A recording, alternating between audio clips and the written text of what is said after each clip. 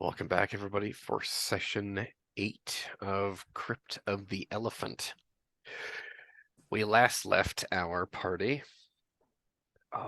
in the midst of a fire attack on the cult of Yaghuagal, the elephant demon. Gree was able to actually slay one of the cult leaders, a magician, whom they've forgotten his name, truthfully. Gree knows his face, forgot his name. He was once an instructor at the library or academy that he had studied at, and was mysteriously disappeared. Turns out to be a cult leader of some elephant demon, with the use of some esoteric lore as well as some chemical warfare. In a fire attack, they were able to slay the magician and set fire to the supply depot of this stone cutting operation. It seemed that they were cutting stone for these immense henge stones for a shrine, and they'd set fire to the place, freed some slaves, and one such is joining them to hopefully put a stop to this. The guards and posted around this operation here have been slain. Misa, bless her tiny heart, was brave enough to take up a dagger and help her adopted guardians in this fire attack while slaying a guard, stabbing him in his spine, paralyzing him from the waist down, and inevitably killing him.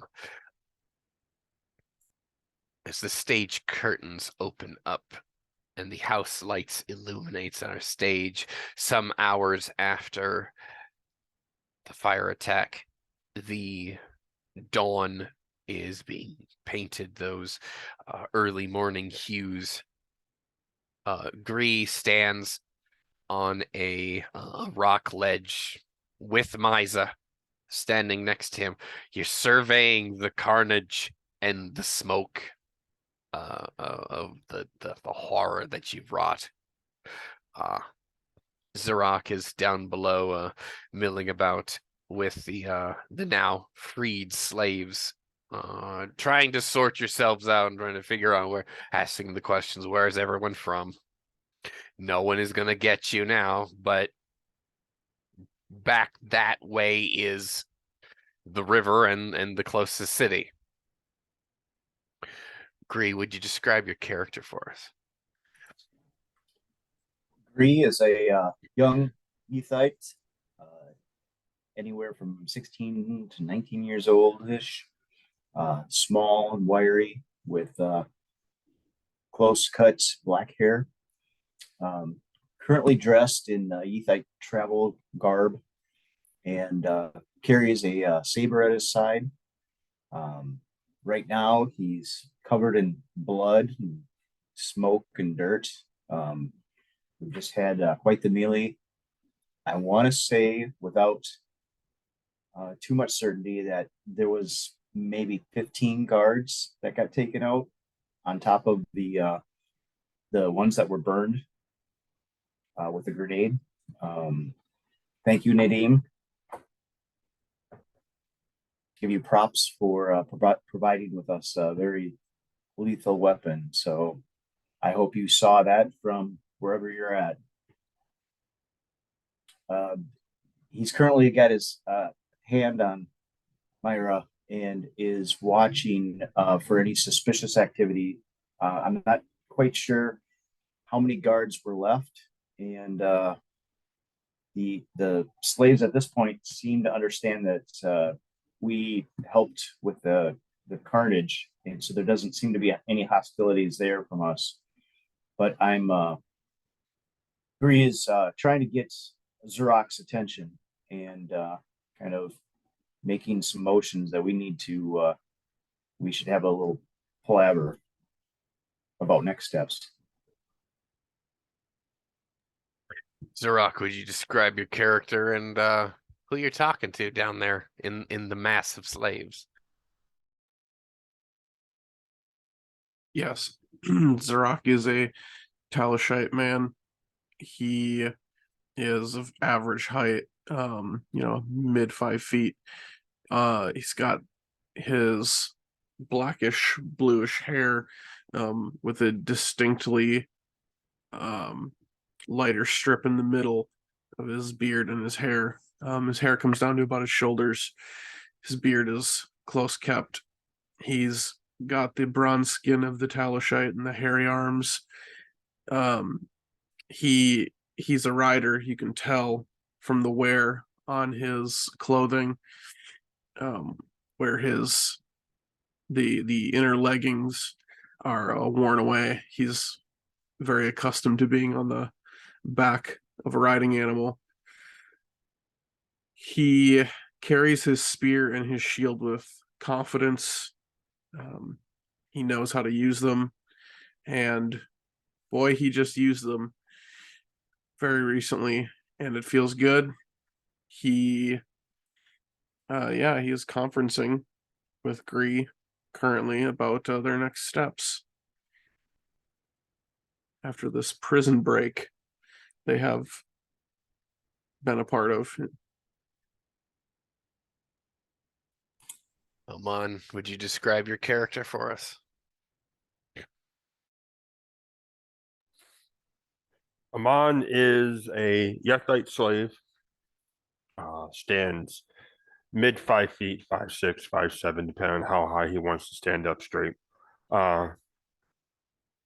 He looks real gangly from being stuck down in the stuck at this quarry for the last couple cycles. So he's relatively thin, relatively light.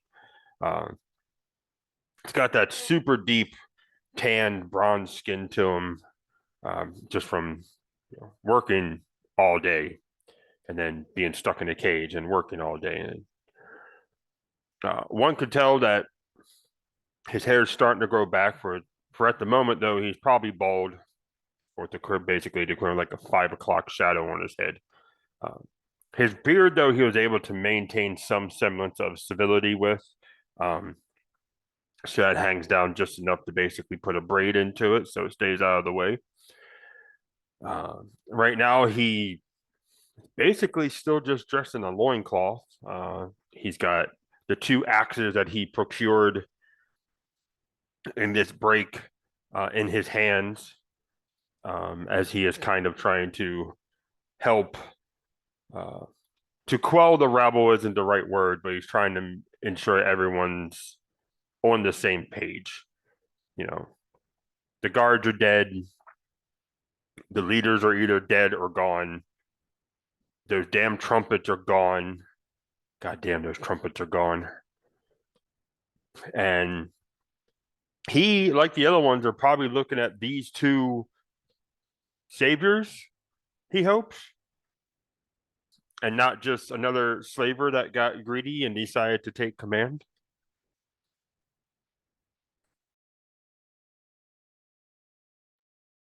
The floor is yours, gentlemen. You may proceed however you wish.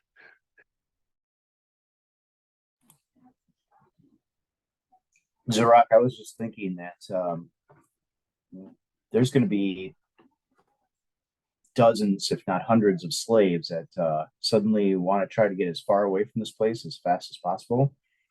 We might need to send someone or both of us go back and secure our camels, because those are going to be prized treasures if someone comes across them and we're not around.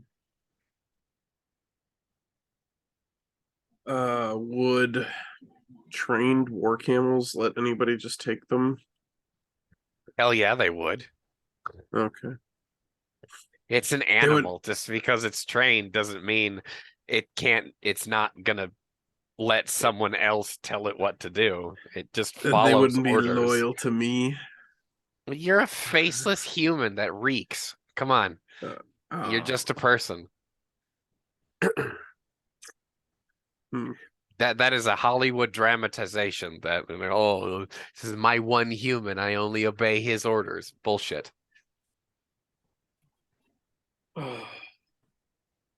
Need to work with those camels. We should secure them or they will be gone. We can't leave business unfinished here. Well, how many guards are left? And if there are any left, what are they doing exactly? Uh, there's a few. Well, actually, before I open mouth insert foot, let's do this properly.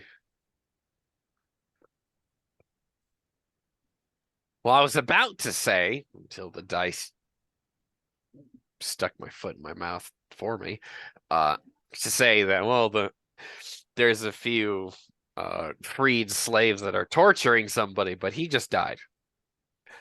Or they were beating a few of the remaining guards quite literally to death, and they just finished up apparently. Okay. So there's no threat of the guards falling back and Oh no. and reforming. Okay. As far as you guys are aware, they're all dead. If you're thinking that, we need to do something about organizing these slaves, that's fine. We still have to have that discussion about what next steps are, but we can't do anything if we lose those camels with our supplies. We have chains and chains worth of food that by itself, on top of the camels, would be worth its weight in gold. Yes. I don't know if we need to just tell them to wait for us somewhere and we can guide them.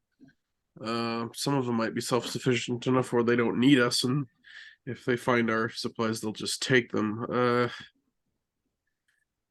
I'd say we run and get our camels, and then we can come back here and take on next steps.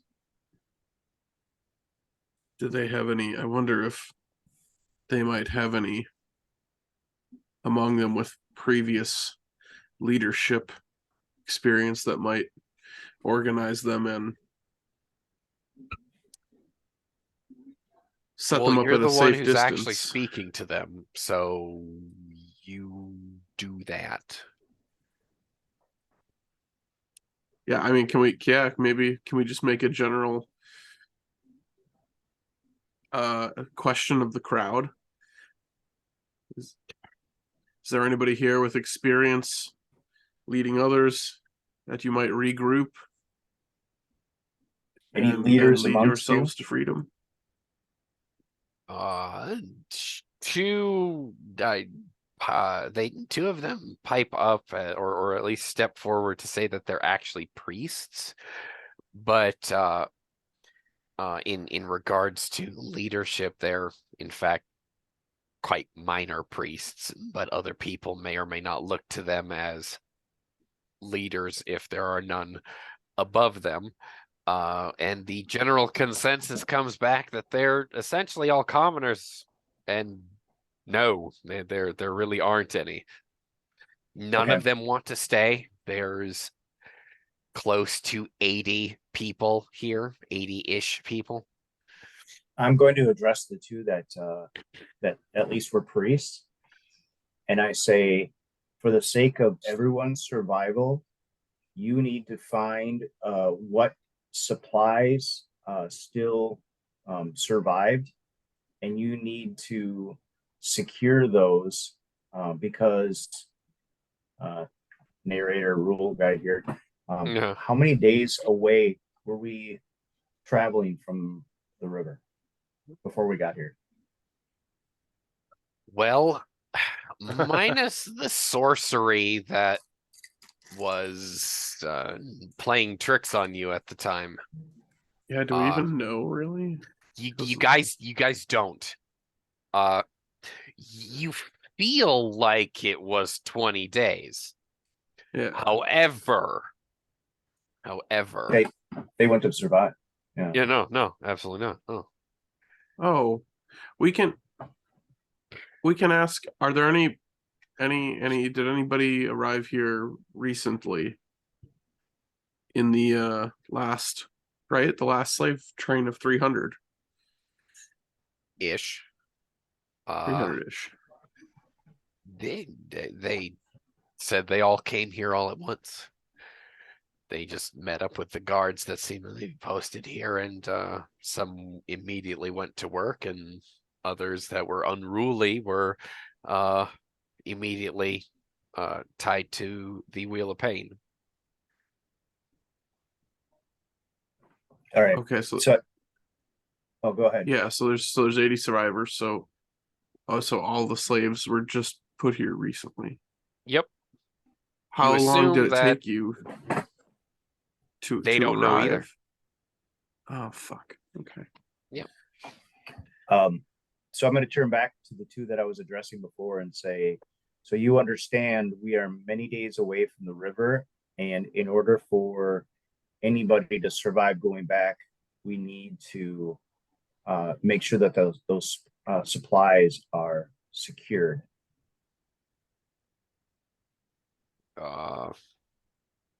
The one of the priests steps forward. He seems like a priest of Ibis or such like, and he offers to just see over and I suppose disperse the supplies to the remaining survivors. They had to have supplies here to feed everyone, including the guards. So that what has survived, they'll try and maintain themselves as well as try and get back to civilization, because no one wants to stay here. They blatantly refuse. If someone brings up, well, why don't we just stay here? Absolutely not. This place is haunted. Absolutely not. So then perhaps you should try to rally as many people as you can shout out to, and take them over to the supply area where you can start giving away provisions and making sure everybody has a survivable share to try to make it back to the river. It would seem that a great many people have already started to do that. Survival of the fittest has seemed to kick in, and people are dispersing supplies willy-nilly, but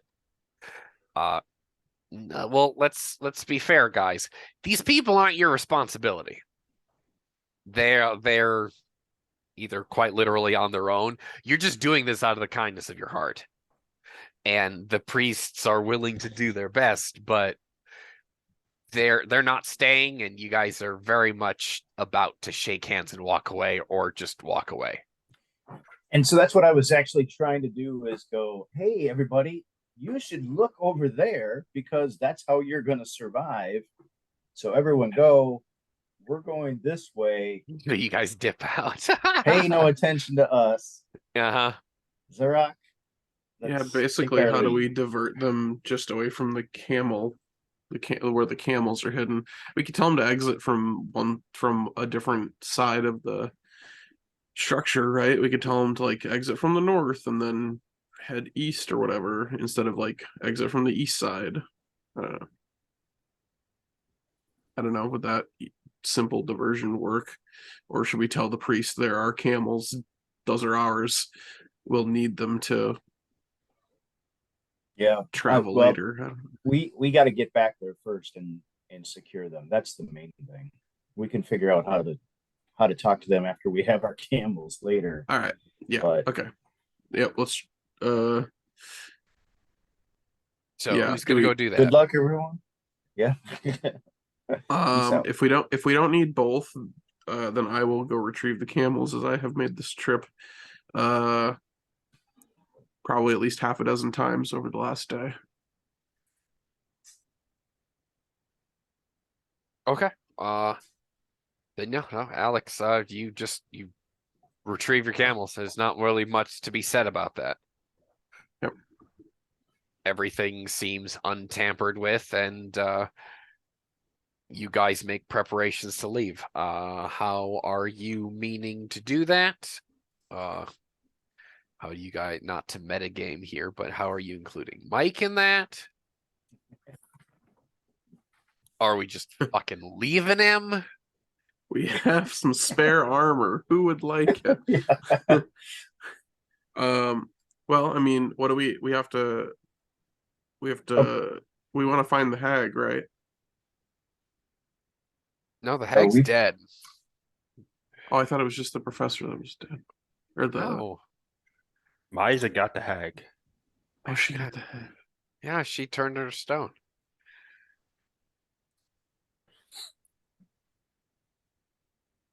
Yeah, honestly, in that whole thing, unless he gets called out, Amon would have went to the storehouse to get his own set of supplies. He would have been looking for Misa because he's terrified of that little fucking girl. Oh yeah. She walks around this camp like a fucking princess. Like she hasn't a care in the world because she is the biggest, baddest thing in this encampment. Truth. Yeah, I mean, she's like 3'7", but she's the biggest, baddest thing. I can kill anybody without but even I caring. want but no, she walks around. Everyone stays the fuck away from her. They're like there's a mix of emotions there. Why is there a Gorgon child?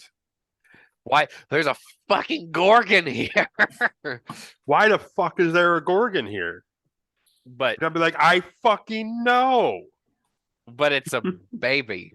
And maybe somebody paternal is like, why is that baby away from her mother? God damn. But anyway, She got that hag. Did you see her get that hag? She got that hag. son of a bitch. She turned her into a fucking rock. Damn. Atta girl. Anyway. So Zorak, what I'm kind of wondering is if now that we've got our equipment secure, and that's honestly a load off my mind, that if we could maybe talk to some of these random slaves and see if there was any structure or any other place they know of outside of the quarry that there's more to this cult than just a rock quarry. There must be more. They must be like where they were taking the rocks. I don't know. But we've got to destroy the whole place. That's how I'm feeling.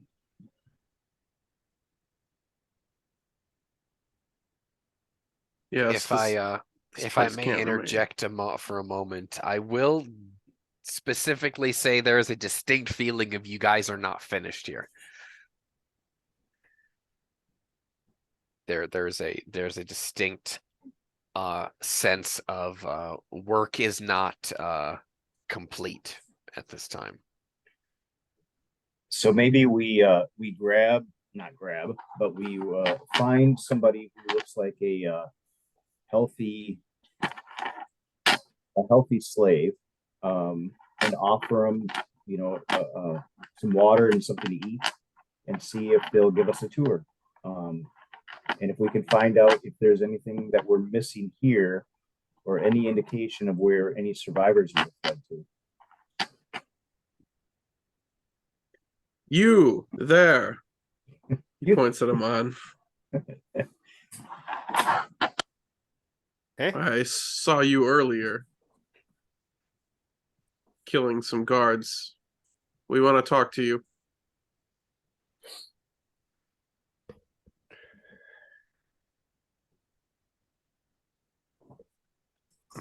yeah, Amon will turn around and walk over. First off, You- did you get something to eat and drink yet? Yeah, no, he was. Yeah, he has like a. Actually, Rafe, would they actually have Yes. had water skins or is it literally just like barrels of water they basically like gave us in a bowl to drink right then and there? Uh, How would that actually they have worked? they actually, slick as can be, actually have a well. This is a very crude well, but there's an underground spring somewhere nearby that feeds water. So you guys have actually been drinking from that for quite some time.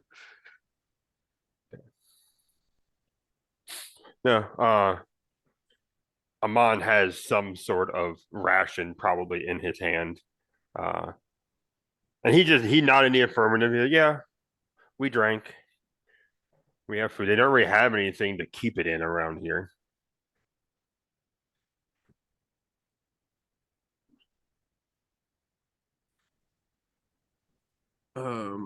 Well, it looks like, I mean, you've been here, what, a little while? In your estimation, I mean, you probably, I don't know if you saw what happened last night, but the trumpets are gone and the hag's dead. One of the priests got cooked. What the Like, elephants got scared off, I think. Or what else is here that what other purpose did this place serve? like when Zarok mentions the hag's dead, Amon immediately looks for Misa. Like, fucking no, is she around? She steps out from behind Gree. Shit. Ah! And Yeah, that's I what know the happens hag too. got. I know. We all know. That's been the one thing that's been circling around camp. The elephants ran off. The trumpets are gone. The hag got. Ding dong, the witch is dead. Well, perhaps we can offer you some provisions if you would take us around camp to see what else was around here. I mean, being all right, narrator. I need this is going to be kind of Right. in your court too. Being a mystic, he would have been cut off once the trumpet started going. But Right. would they have used him for anything other than the menial labor, knowing he was a mystic? Because I get the feeling they would have figured out he was a mystic some fucking way. Probably. Especially because he Probably. probably would have had his shit on him when he got kidnapped or stole or When he whatever. got. Yeah. Because he would have had his own mortar and pestle and cauldron and shit. Yeah, no, they you were a possible convert that couldn't be broken. So they decided to just like work you until you died. And they actually took you to the shrine, and that was half a cycle ago. And you've been working here ever since. So you actually know where the lair is, or where their primary encampment is, I suppose. Right. This is just like a stealth operation. Right.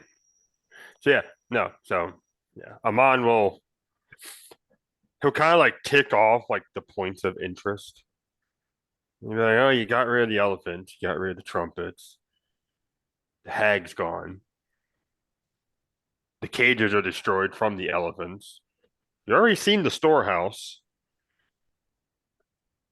I do know where they slept though, and where they had their meetings, and also where she kept going in and out of the stone. That was creepy.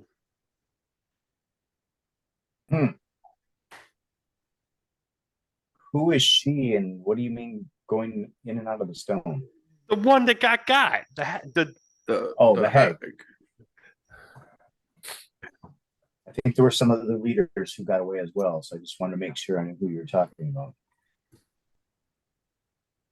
These other heads of this cult, they must have fallen back somewhere. Would you have any idea where they would have fallen back for safety? Like I said, I know where they convened. Okay. Could you take us there? Sure. Anything to get away from the crowds, because they're probably going to get rowdy here soon. Well, do they need direction? We could give them something to do. Or we could just go. I think they're going to get ready to go. No one wants to stay here. Well, I just meant organize them before they go. The priest got that. Don't worry about it. All right.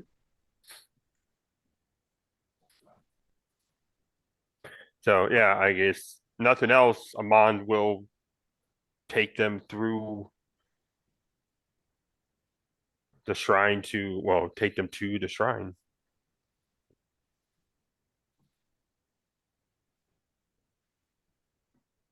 That's the Okay. part that was in the back of this whole mining camp, right? Where they were all at before everything went down. Ha! Ha ha ha ha ha ha ha. That's funny. No, Or is that just an encampment back there that they were staying at?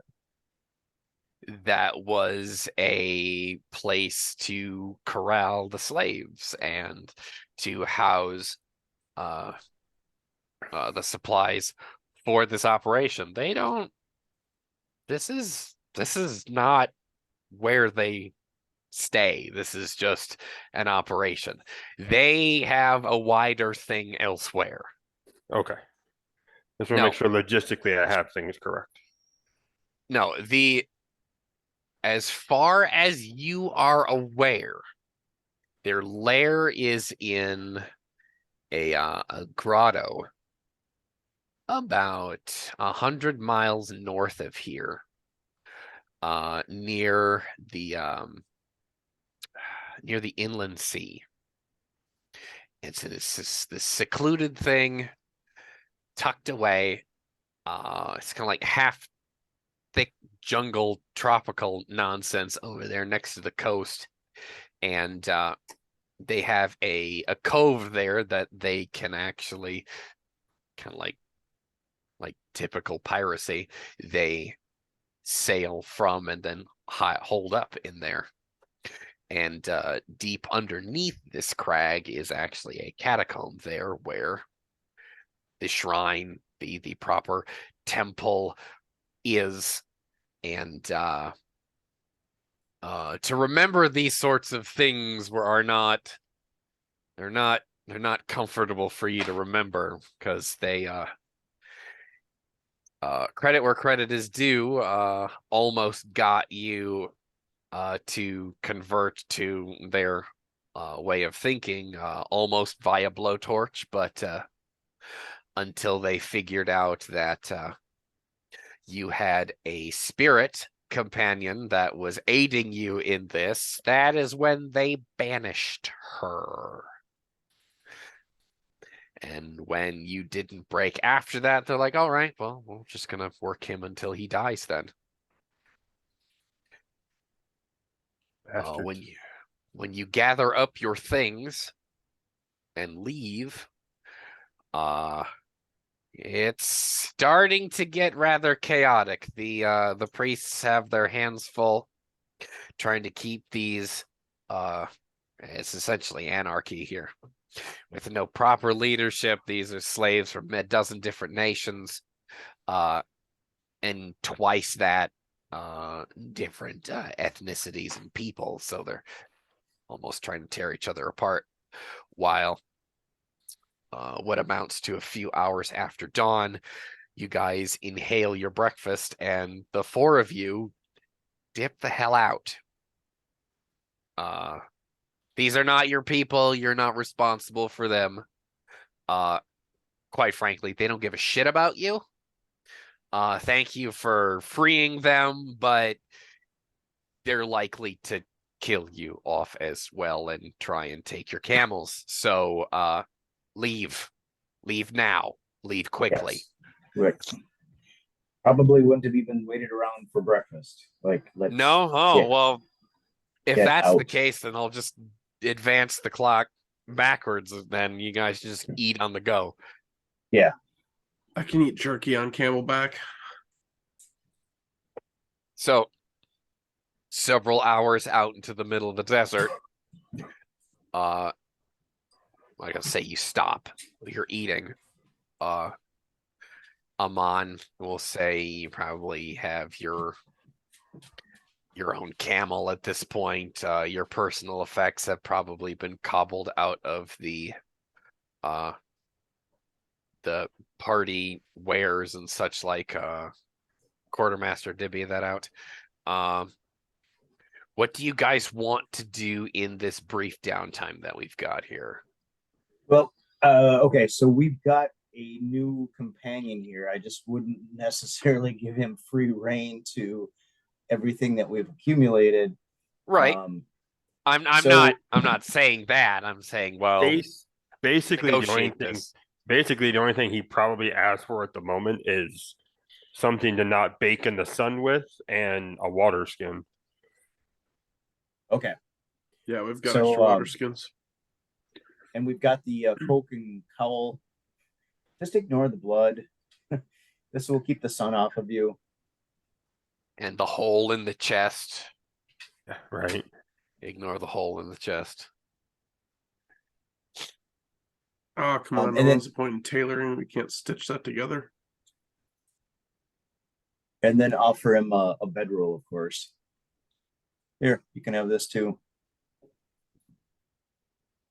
You seem pretty handy with the axes last night. Is that your weapon of choice, or we've got a couple of daggers and things that we can part with? I don't think I ever held a dagger in my life. The axes kind of came from necessity. What about a bow? Nope, never had a reason to. A And they sickle? sure as hell wasn't going to give us one of them down there. What about a sickle? You know how to fight with a sickle? Nope. Okay.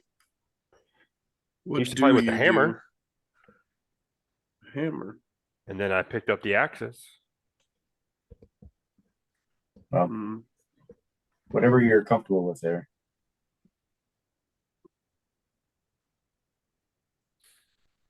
Now he'll just keep to his weapons. And when like Zarok said, "What do you do?" Mhm. Well, for the last forever, I made big rocks into little rocks. Before that, I was known to speak to the earth and speak to the sands. Which, speaking of speaking to the sands, narrator, Yes. do I feel my spirit or a spirit now that we're out in the open and I'm away from that oppressive hell? Or do I have to do something special for that? Not yet. Which is a little disconcerting because there's normally you're pretty like connected to the mysticism and the spirit world. There's some finding the way back, if you will. Right. Does it still feel like oppressive like it did at the quarry? Not near as bad. No, Okay. not near as bad. You can actually breathe better now. All right. But You're right there's over there, some- Alex? Yeah, I was making sure my dog had enough food. Oh, okay, cool. I was 10 feet away. Don't worry. Oh, okay. I heard you. Fantastic. Well, Amon, if we get closer to this lair you've been describing and you feel like you want a little bit more for protection, we do have some reed armor that we could offer you if that makes you feel comfortable. But I would understand why you wouldn't want to put it on right now.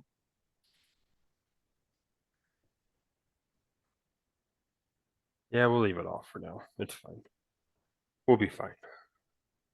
long as the sun's off me, I'll be fine. Zorak, do you know how to use a dagger? Sir, have you ever seen me use anything but this spear? Just checking. If I've been trying You're to not- practice with the bow, but it's kind of unwieldy. if you're all right with it, I think I'll grab Nadine's Fey Iron Dagger and equip that. All I had was a bronze one before, and I do know how to use a dagger. Look at you with the star metal loadout. Primary weapon and sidearm. Ooh, Undead Slayer over here. Excuse me, Terry, I'm picking on you. Oh, that's all right. That's all right. He's like, well, if nobody's looking at the dagger. I'm gonna just put that on my belt here. Hang on here. I'm just gonna write that down right here. That's right. That wasn't the Boy. mummy's. The mummy couldn't have had that, right? That was this golden staff or whatever. The Yeah, he's Fey got a- Iron Dagger was what was shoved inside one of the mummy's chest to basically keep him there. Right. Okay. Right. That's what we think was Well, happening. yeah, That's the implications of that are rather terrifying. That's where it was pulled out of when Nadim first got it. Okay. If you guys give Amon the Sunstone scepter, he could probably use it as a wand. If he wants to dabble in using his own spell points for it, he can use that as an implement to cast spells from. But let's put it this way: so we're passing out provisions to him. Oh, here's a bedroll you can have, and here's a cloak. Ignore the blood, and we've got kind of things laid out. And that's where I'm like, oh, that's right. Nadim had a Fey Iron Dagger. I'll take that. And so this other stuff is laid out, not necessarily the coins. I'm not a fool, but Right, yeah. Hey, Amon realizes these guys are very wealthy. Yeah, right. Fucking 4 different types of weapons I don't even fucking using. God, these guys are fucking rich. I'm like Shit. sickle, dagger, Bow. Yeah, Yeah, apparently right. had a horse bow. I bought 2 horse bows with the camels too, so we have 3 horse bows and a lot of quivers of bronze tipped arrows. but that Sunstone scepter would be kind of laying out. I wouldn't necessarily have hid that. So is that something that he would see if he felt like he wanted to ask about it? Okay, just for the sake of we're gonna fucking need it. Yeah. What is Amon's mysticism? What spirit does he? Oh no, he's mystic of the sand dunes. Like that's his. All right, he's a spirit.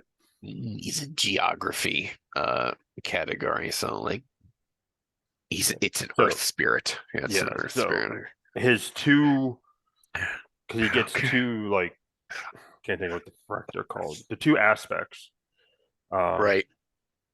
Basically, I gave him a bonus when traveling in the sands. Okay. So was that a bonus to traveling saves? Is that how that's functioning? So bonus to traveling saves in the sands. It's got to be in a desert region, is what you're saying. Yes. Okay. And the other one is he can essentially call upon the desert winds to desiccate whatever the fuck he wants to desiccate. How are you doing that? Is that a save? Is that like a debuff? Or are you like doing like direct damage to someone's vitality? Talk to me. More than likely, what I'm assuming that is that it's. Or are you like dehydrating something? Yes, it's dehydrating something to weaken them. That's fucking terrifying. Well done. That's goddamn terrifying. If I am allowed to use it as a quote unquote attack option, it would quite literally flay their skin off then. because sandstorms on Also bare kind of skin. sandblasting somebody. Yeah, you Ow. basically sandblast them. But the Okay, primary focus I alright. figured was desiccation, i.e., dehydrating someone, something. But the only catch is, and the reason I figured he have it that early is he has to have a hot wind to essentially call upon. Is that his spell component? He actually Yeah. has heat. So he can't necessarily do it during the day because the desert during the day is fucking cold. Okay. Fair. Yeah. Okay. Uh, Because I know how you are about spell Oh. components, someone who actually utilized the environment for them. okay, cool, awesome. I'm fine with that. Go for it. Yeah. But that's his two aspects right now because he's level. Rules as written, I think you have to summon her back. If she was Okay. banished, I think you need to summon her. I'm assuming that's just some sort of ritual at some point in time. You're gonna need a quiet place. He has grades in ritual, not unless he has to if he's a mystic. Yep. Oh yeah. No, he has ritual maxed out. So premonition 1, wild lore 1, esoteric lore 1, esoteric knowledge 1, ritual 1. Yep. Okay, good. Those are the requirements.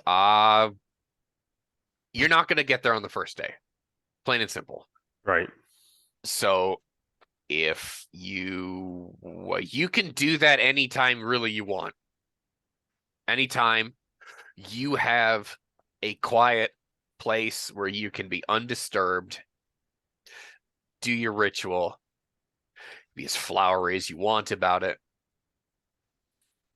Oh my God, we actually have a full list of mechanics for mysticism, so we can actually see it in game instead of having a half a one. Thank you, Dave, for doing the fucking sun mystic in the previous campaign, but hey, and muddling through it. Excuse me, that was a game designer tangent, me just bitching about this now. So, Mike, do your thing. The three of you negotiate how So no, what this downtime is when. Okay, at the end of the day, just let me know what you do. right. I'm Well, not there.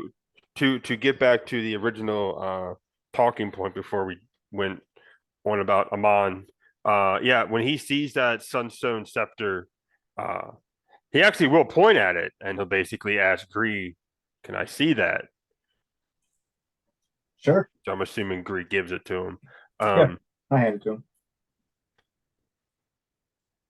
I don't remember It's pretty weighty. That Yeah. for what it is a solid piece of metal with a big sunstone on the top of it. It looks like mostly unworked, so it looks like a kind of like a crystal growth. I'm not a geologist. There's a geologist in the audience yelling at me right now. I apologize. But yeah, is there any markings on it at all, or just Uh, a hunk of sunstone on the top of this thing? from its head, the crystal, to the bottom of the haft is a line of Yath hieroglyphs that are quite literally so old that I think I told Gree this before. He's a Yathite and he reads very well. We don't know if that is just an alphabet that the current times evolved out of. Like if that's the hieroglyphs from a previous age, like we don't read this anymore. This is old as shit. But it's mostly defaced. It's so old you can hardly read it. Like it was inlaid at some point, and all of that inlaying that would have made it legible is mostly gone due to the ages being passed and the corrosion therein. What did I say? It was copper, mostly copper, I think. So I think it probably be mostly green at this point. Green and Right. oxidized and corroded in some form or fashion. Right. But The patina. thank you. That, God damn it, that's the word. Yes. So no, there's script on there. We can't read it. Can't decipher it. Okay. We can't decipher it or read it. But when you take it up, there seems to be a latent, kind of like a quiet mysticism there. It is an item of power, obviously, to you, but there's a wall there. Right. You're like, I know it's if you're trying to speak to an unidentified nature spirit. You're like, I know something is there. I know you're there. I feel you, but I don't know what you are. Right. Similar feeling here, but it's not an entity. It is a power. Right. And what time of day is it? Agree. You have had point since we left the quarry. What time is it? I would have said that since we ate breakfast on the hoof, Mhm. if everybody was all right with traveling through the day, I just figured we would have stayed going in a forward direction or a northern direction, I should say, far away from the quarry as we could get. And if everyone was agreeing with it, we wouldn't have stopped until, other than the normal, breaks, but we wouldn't have stopped until we were ready to make camp in the late afternoon, early evening. Alex, are you agreeable to this? Yeah, Okay. let's make progress. Yeah. So And we talk back and forth. What do you think, Zora? Keep going? Keep going? All right, we'll go. Yes, the camels are rested. We can make some progress today. So here's another logistics question. Was this a walk or was this a canter or a run for most of that time? Keep in mind, Amon would have gave you the approximate geographics about being, roughly 100 miles away and whatnot. What was our travel pace per day again at like a walking camel speed? It was like 30 miles at like a A steady human pace or being something can like walk 20 miles in a day. And again, I'm not a zoologist, with a camel, a half-laden camel, we will say, with 2 baggage camels. I'd say triple that. We'll say shy of 70 miles a day. So I would say that we would have tried to canter away from the quarry until it was far enough away that we felt we couldn't be ambushed necessarily, and then bring it back down to a walk. Yeah. At least got the place out of eyesight. Let's Mhm. get it in our rearview mirror. Perfect. All right. Yeah. So close to around sundown, you guys unpack, so to speak. Put the camels down to rest. Misa is starving. She's not starving. She thinks she is. No prawns here. Yeah, no. Oh wait, Amon doesn't know about that. Never mind, I didn't say anything. Gree gives her a fig and tells her to go sit down. And she goes and sits down and eats happily. What do you guys wish to do? I will take the fire starter and look for something to burn so that I can get a campfire started. And doing that out of respect for our other companion, Hanzama, and make contact with him with respect of at least whatever I could burn and getting a campfire started. And see if he is contactable.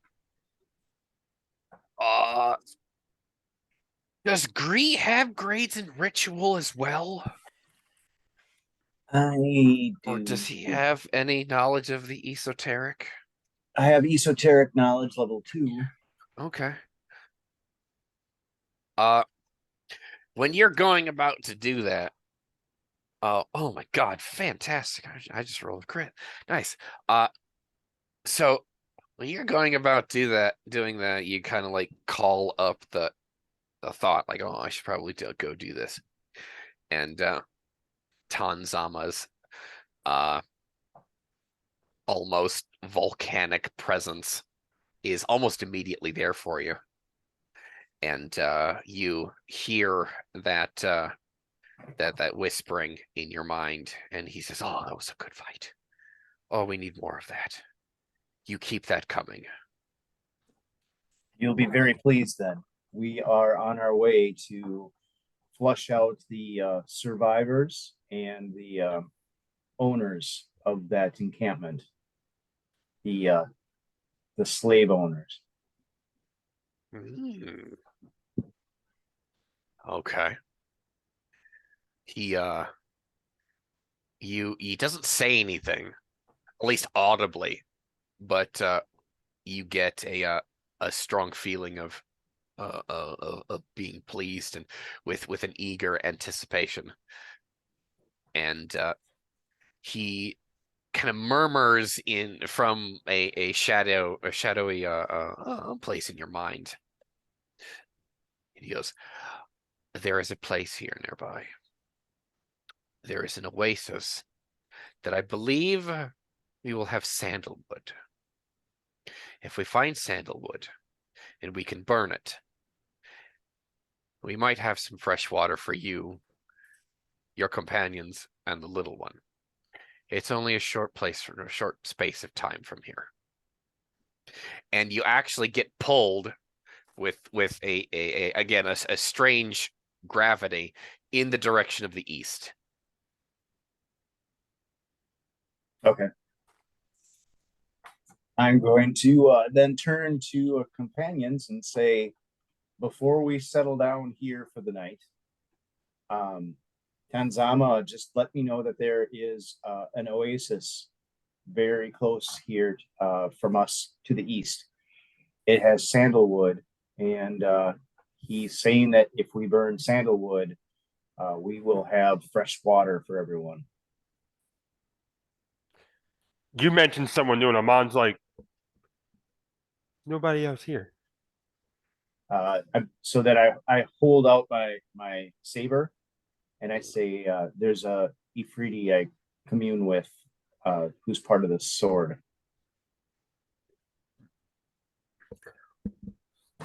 What the hell about first we have a Gorgon girl, and now we have an Ifrit? What the hell? Just We've been what the traveling. hell? Like Amon actually has to like get up for a second and just like doesn't wander out of eyesight, but he has to like take a breath because he's like, what the hell did I fall into here? You should meet him. He's quite charming.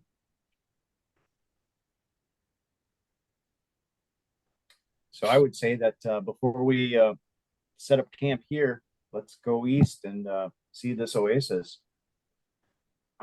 It's almost like pulling me in this direction. So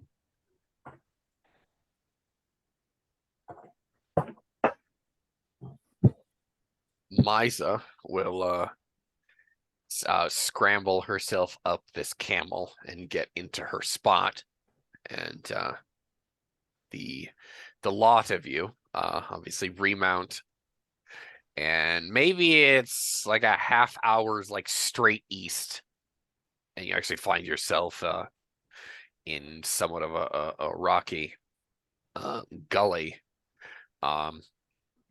You can smell and taste the tang of the sea on the wind here. It's maybe several hours north to the coast here, so you guys are really close. Agree, you do find a copse of sandalwood trees. You're more than able and very easily able to peel off some of the bark from these sandalwood trees rinse and repeat what you were going to do initially. Set Tanzama afire there, and his presence with the sandalwood like immediately comes in, and everyone feels this. It's very warm and very cozy here now. In the cold as shit desert. It's like the immediate area of your guys' encampment of you guys can set the camels nearby in a half circle and set up like what some lean-to type tents to keep the wind out. But very quickly, with the offering of that sandalwood, it's like coming in like into a cozy cabin from like a blizzard. That's rather fantastic here. It's like a 30-foot radius of just nice and then cold when you step outside of it. Misa obviously gets her blanket, gets her doll. She steals Nadim's cloak and she folds it up, makes a pillow of it out of it, and she like as soon as her head hits the pillow, out. Lights out, kid. Done. And y'all just kind of like sit there around this campfire. Tanzama being like the kaleidoscopic heat shimmer that he is above the fire there. No, it's despite like the bullshit and the terror of the past several chains of this hunt, you guys feel great. Like it's nice here. Finally. Because you guys have been running and fighting for your lives and fighting supernatural horror. And now you just like, I'm gonna let everyone settle in, and if anyone wants to call for soliloquies here, you're more than welcome to do so.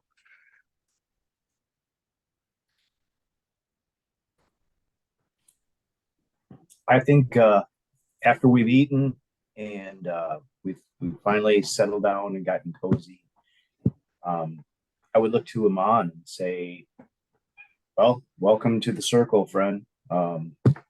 What can you tell us about yourself?" Amon cannot speak at first. He is looking at this shimmer with his mouth agape. One, because he actually didn't believe you at first. He thought you were just insane. But two, I'm assuming with the knowledge that Amon has, he could possibly see this Afreet a little bit clearer and knows exactly what he's looking at, of course, and is probably terrified that an Afreet is right that slain them all because he's heard the horror stories of these things. So it actually takes a couple seconds, and then Amon Hill kind of like almost like getting like that fire gaze, like when you just stare into a campfire for too long. He'll kind of shake his head and he'll get his bearings back. And he'll take a second and just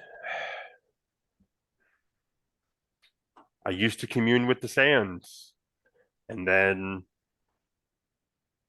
I got brought in by cheap words and seductive voices, and I actually was almost on the other side of that coin back there. Almost. But then they took her away. And in that moment when they took her away, I essentially told them they could all go to hell and made Zabraxin flay them for 1,000 cycles. And then I got thrown into the quarry pits. Who was her? Were you traveling with a wife or a daughter? He's gonna point right at Tenzama. You know how he's here but not here? I had one of those too. Tanzama also nods. You see the heat shimmer move slightly. And like as he says this, he'll actually have the scepter in his hand. And he'll like look at me like, I wonder if there's another one. I'm sure you get those. Well, you had one of those feelings. You get those feelings. Something there, but not there. You grab it, but it's like grabbing at water. Or in this Can't say I case, ever like, grabbed Tenzama. It was rather frightening, and I thought we were all going to die. Um, he he isn't anything like anything that we would even attempt to control. He is more of a member of the party, a contributing member of the party. So, just to explain our relationship very respectfully to in front of Tanzama, that he is an equal with us in our party. From the sandalwood campfire a short distance ago, you hear what sounds like a rumble and the pop of what logs that you had thrown on there split pop, which sounds like halfway between a chuckle and just the earth trembling at that, and you hear audibly, and again, this is like a voice that is like a desert wind in the palms, as well as like a viper slithering through the sands. It sounds like a cross between those two sounds, and Tanzama speaks audibly to the rest of you. If you remember correctly, it was I who grabbed you.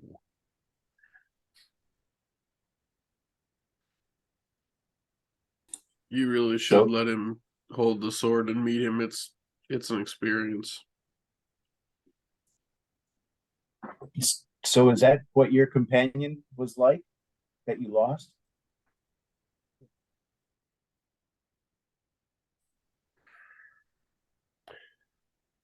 she wasn't bound to anything but the sand and me. Um, she was always there, but not always there. And she helped guide me and focus me. So, in a way, she was like she was like you're freed here, um, but nowhere near as powerful. And he says powerful with that tone of reverence as he looks to Tanzama. Nowhere near as powerful as the one in the fire. Um, but she was enough, and she helped,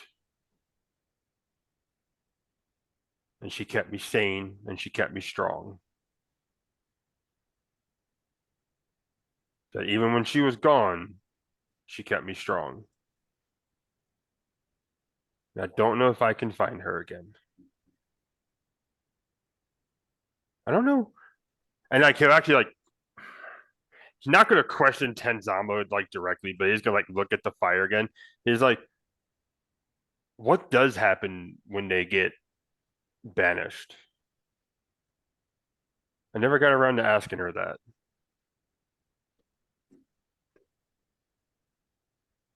He actually replies, he says, it depends on the nature of the banishment.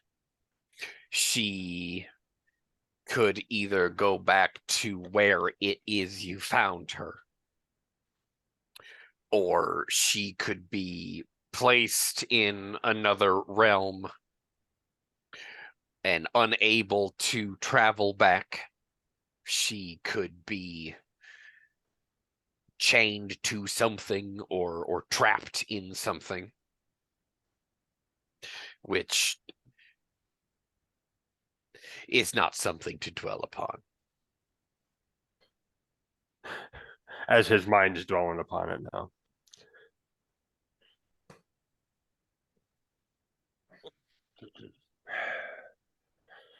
No, but besides that, well, you saw what I had become for the last couple cycles.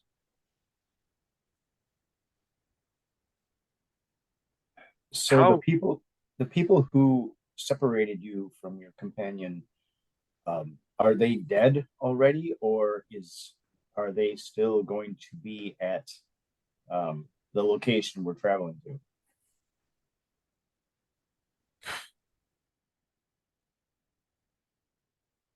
I don't think Amon would know because Amon doesn't know the one that was killed off by the white phosphorus explosion.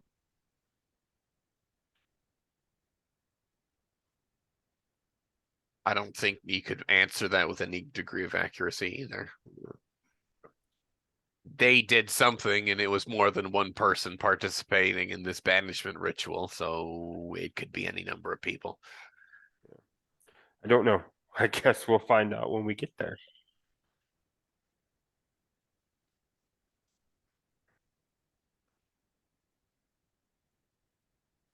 So how did you get mixed up in a slave quarry investigation, prison break? Why break us out?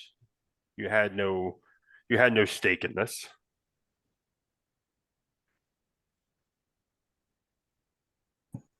Wow. Zrock, that's quite a story. Do you want to tell it? You're gonna have to go back to session 1. I mean, it's really it's been a series of events over how many chains now, honestly. It's started with what was supposed to be a rescue mission to find a villager, and then turned nearly deadly and disastrous, and then it turned into a hunt for a little girl, and he'll point at Misa, and then it She waves. thought you were asleep. Oh, she goes back to sleep. Oh, she was pretending to be asleep. Ha ha ha ha ha. Actually, no. She got up to get a drink of water from Gree because she's a little girl and little girls need that. Go back to sleep, child. Have your water. Go back to sleep. And then she went back to sleep. My apologies, Alex. Oh, that's all good. And then it turned into we found a destroyed and desiccated village. It was a shrine was built. That's the first encounter I think we really had with the cult. Was a shrine was erected in the center of this destroyed village that we were trying to assist. They killed the villagers, sacrificed an innocent girl. Ever since then, one thing's led to the next, and we've slowly been on the trail of this cult, and it just wasn't right what they did, and we had to. Kind of feels like we had to do something about it.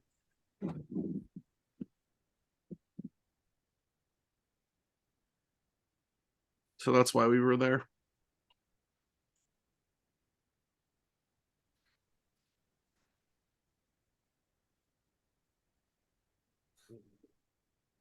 It does sound like a lot happened. And along the way, we lost 2 made and companions. lost friends. Yeah. Yeah.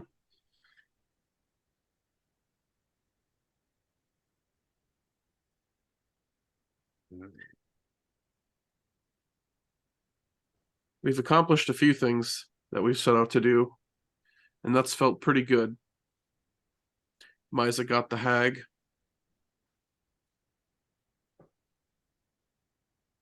We still have to find her parents, but so far that's taken a secondary to this cult. and she's pretty darn handy. And she knows how to put up a fight. So we haven't minded having her around. It's been nice having a youngster with us. Myself and well, I don't. Did we know if Nadim was any sort of a family man, or I can't remember if we knew if he had any previous family. I thought he mentioned having a family. I actually don't remember if he did or not. If he did, he would have mentioned, I think, a brother. He had a little brother. Well, he seemed to be our previous companion. He seemed to take to little Misa here, almost like an adopted father. I myself used to have a little girl. So, as I said, the livelihood in the camp has been refreshing. The youthful energy.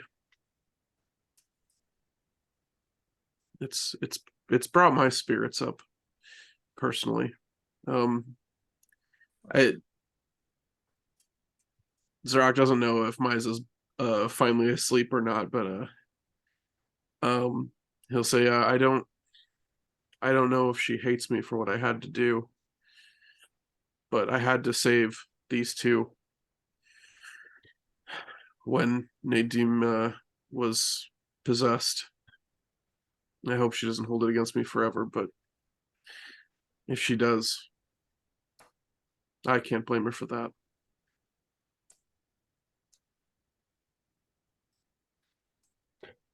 And like you'll see the look on Amon's face, like when you say I had to take care of him. He gets like that abject horror, and then you mention the possession. He's just like, oh, yeah, seen that happen one too many times. I guess the only other thing I would add is in the village that was completely destroyed, they had built an altar and sacrificed a young girl. And out of respect for her, I had attempted to move her body off of the altar, and I made contact with something, whether it was their god or another guardian with the religion, but I felt nothing but pure evil and hatred. And that was really a deciding factor of this is evil and must be destroyed.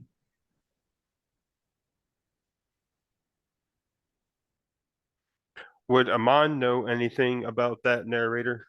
I'm assuming I don't know if he was in the cult proper enough to see one of those sacrificial things made up and whatnot. Oh yeah. Oh yeah. It's plenty. Yaghuagal is a demon, demonic elephantine type entity, associated with wisdom of all things, perseverance, strength, as well as being a demonic force, destruction there. So really the cult taught that now with ugliness, or excuse me, with beauty there's ugliness of it. They did have a kind of a culture in this cult to keep, protect, and promote wisdom, almost in a ritualistic, like an oral tradition type fashion, which sounds like excellent on the face of it, esoteric lore, as well as passing wisdom down through to time immemorial, as Yaghuagal is technically a great old one himself.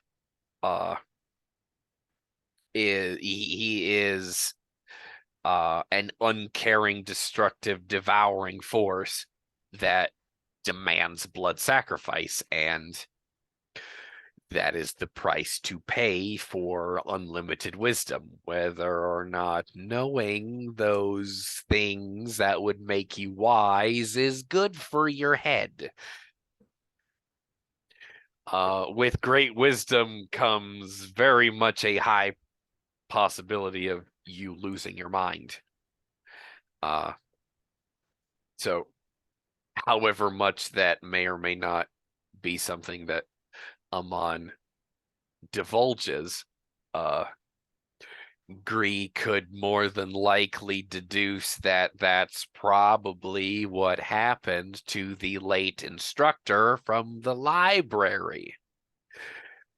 He sought wisdom and knowledge about being a better doctor, and he lost his absolute fucking mind. Take it away, Amon.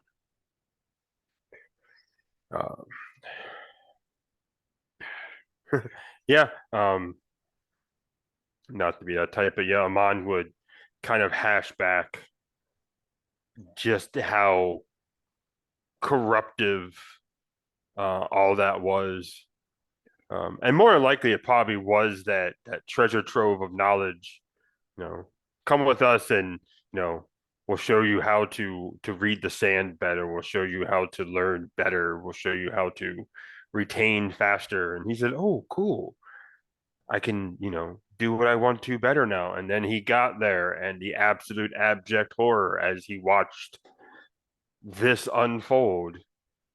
I'm also assuming at one point, they probably basically wanted to take his sand spirit to replace with something more fitting to the cult, which I'm assuming is probably where the breaking point for Amon was of not joining, because he's like, "I'm not giving her up.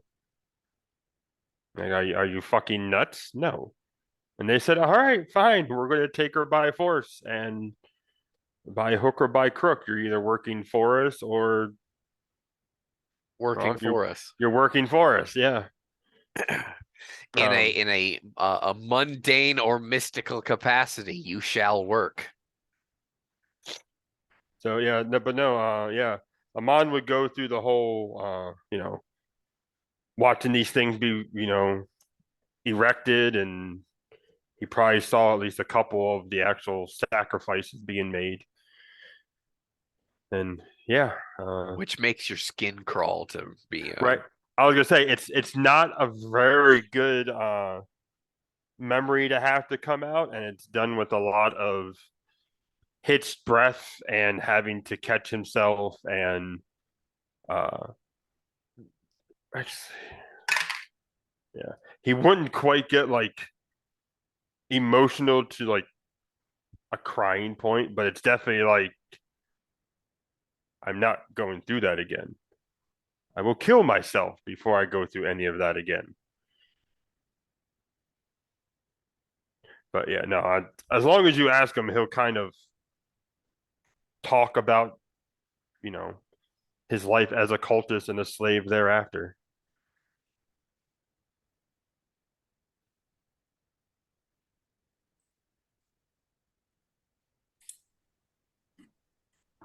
So narrator, can we make just like I don't know, like an awareness check just to make sure that what this new person is saying is on the level, or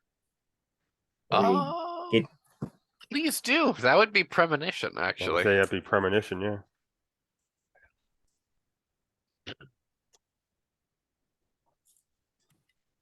By the way, while that's being done, Amon has a couple ranks in Earth lore. Does that tell him anything else about that scepter, or just what he already knows?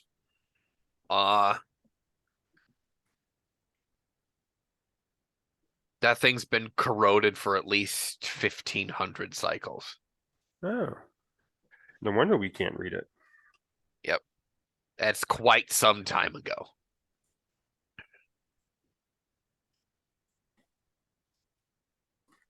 What would premonition be under? Spirit. Premonition, spirit. For both rolling, I rolled pretty shit. I got a suppress, so I got only a 10. You're also rolling premonition, Yeah. Alex. Okay. That's all Remember, right. you only get a single D8 with that. Oh, Wait, what? A single one? Premonition isn't a save, or it shouldn't be. Thought it was. Is it? Oh yeah, no. See, no, it is a fucking save. That's right. Sure. D8 plus skill. And this is why you keep me around to remember these type of things. Shit, this is why where you build. Don't become a game designer. Just fucking have a hobby and enjoy the hobby, because you'll forget your own mechanics. God damn it. I got a 10, so Gray's like, okay. In that case, Yeah. if it's one, Oh. it's the same. 10's actually pretty good off of what we're going with. So Yeah. No, 10 is actually pretty damn good. and just according to your die rolls, Amon is good people. He's on the level. He Okay. almost became a cultist. But some key things stood in the way of that, and thank the gods he's not. Because you actually may or may not have been fighting against him instead of with him. he might have been the one calling that white phosphorus explosion. Could have been. But no. 10 is actually really good. I'm gonna be staying up pretty late tonight and working most of tomorrow to get some revisions taken care of. The physique skill section is in the guidebook now and completely revised. So it's at least that portion is. Thank fuck.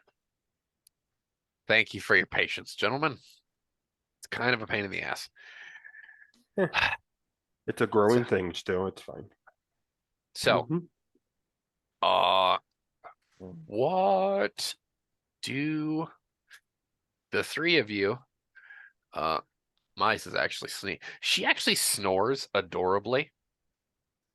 And Alex, yeah, she was snoring by the time Zarak got around, so we don't have her hearing your monologue there. How do you guys wish to proceed into the evening?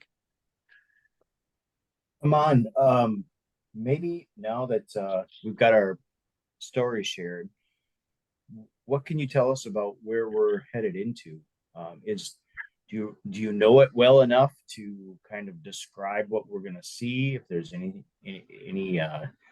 maps that you could draw in the sand for us, just to kind of better prepare. It's been a while. I was there probably little more than half a cycle ago. Did it actually look completed when I was there? Or were they still building on it when I was there? Narrator. It was mostly completed. As it turns out, when you were liberated, they were getting the final touches of stone taken care of to be shipped off to the lair. Yeah, I think those two final slabs of stone, like the two hinges that were being pulled out as the party rocked up on the place, that was like the end of the project. Done. Yeah. So, I mean, I could give you what I remember, but there's no telling that they haven't messed with stuff.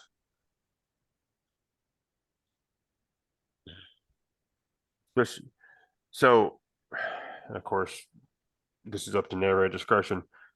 The upper echelon, were they pretty like composed and confident in not being thwarted in this, or was it more of a paranoia where things might change at a whim? I know they bring up these huge hinges of stone, which are kind of, you know, once you set them down, are not being moved, but you can still change your mind every other day. They had this paranoid security feeling to them. They were operating under a sense of absolute security. And anyone who was even like, if there was a whiff of of traitors, they were killed on rumor. They went through dozens of people, they went to, you do remember, they went to the length of, there were 2 guards that were thought to have said something about the cult and the location of the lair to somebody in a town, and those people were tortured horribly, and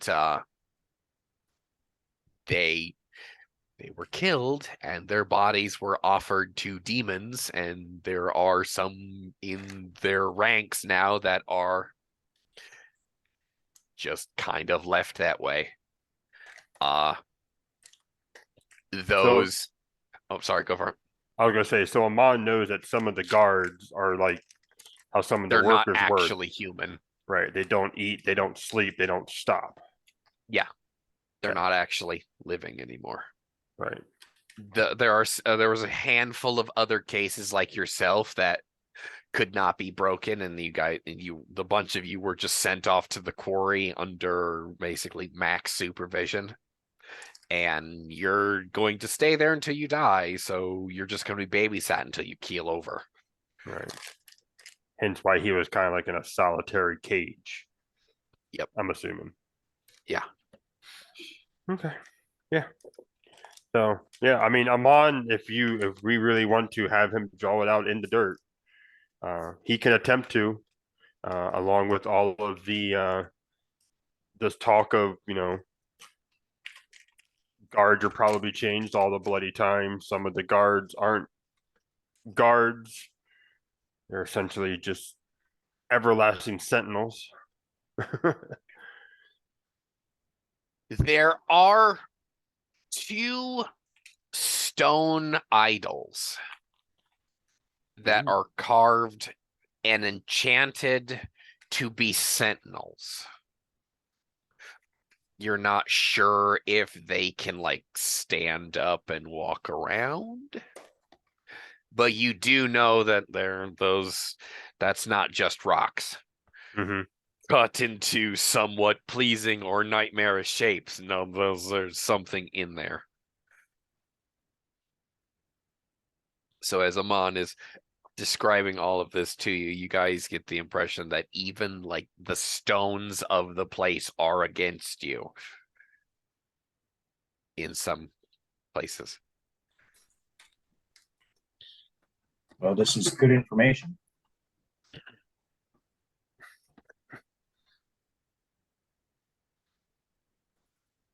These possessed guards, do you know if they can see in the dark, or are they have the same limitations as human being?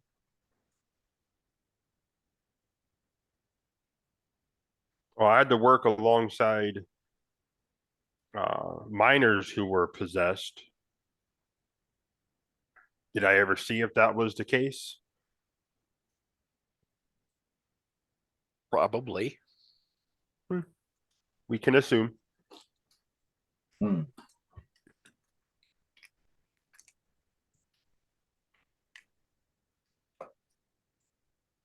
Yeah, we're gonna have to move very carefully up to this place.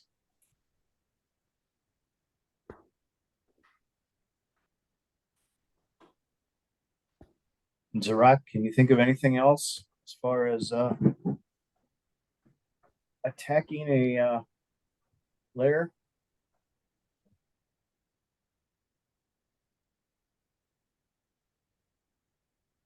Nothing specific comes to mind. I mean,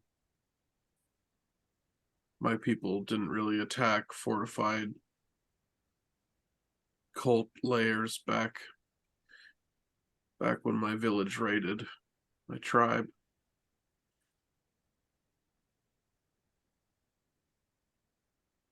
Yeah, we didn't attack cultist layers like this. I mean, we'll want to be careful, obviously, but that goes without saying.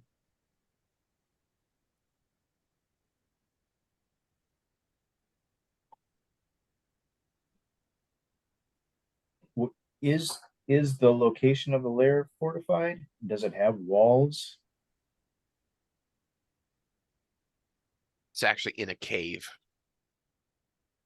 Cave and catacomb systems. So it's mostly underground. Mhm. Hmm. Well,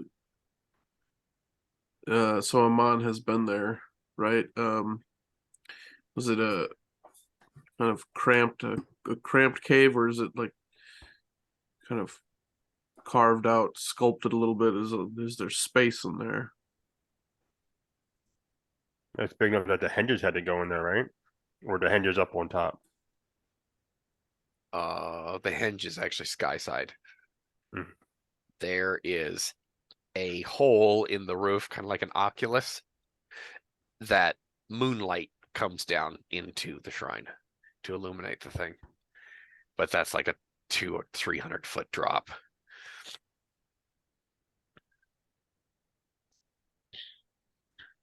I think the last question was it mostly unworked cramped stone, or was it kind of like It's pretty cramped. Yes, it's a catacomb.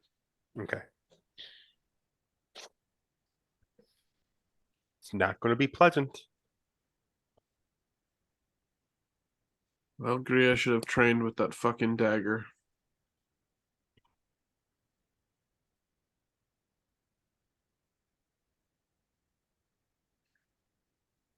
Hmm.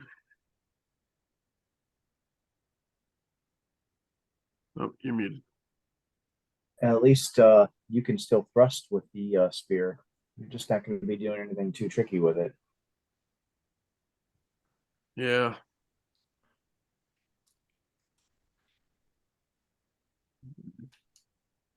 Hmm. Well, are we going to get some sleep and cover the distance and tackle this tomorrow? I would agree. Set guards. Yeah. If it's all right with you two, I would like to take last watch. I had something to do with the sunrise. No problem. As long as you can do it and keep an eye over us, that's fine. I can take first watch.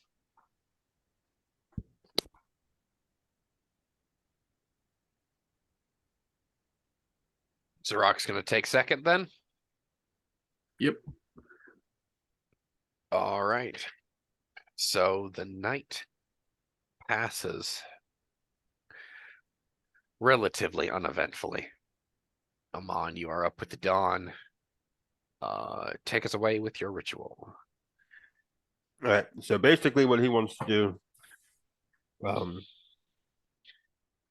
because he's going to see, like he'll keep watching until he starts seeing like the first blush, of the sun kind of cresting the horizon. And then he'll face in that direction, and he's actually going to thrust the scepter into the ground when he does this. Basically, what he wants is that when the sun comes up high enough, hopefully the light is going to hit the scepter, make it glow as like artistic effect. Mm. But what he's going to do is he's not a priest, but he's going to give prayers to both the silent monolith and to Zabraxon, just because the sands and the heat. He kind of needs both to do what he does. I'm unfortunately not one with the flowery words all the time. But essentially he'll go into a good 20-minute long muttering prayer essentially to himself. He'll actually do the whole processing thing where he'll actually like put his forehead to the sand, look up to the sky, kind of like raise his hands as he does this. It comes down to essentially asking for forgiveness for losing his bond, guidance in finding his bond or another one, guidance in his vengeance against the cult for what they did, and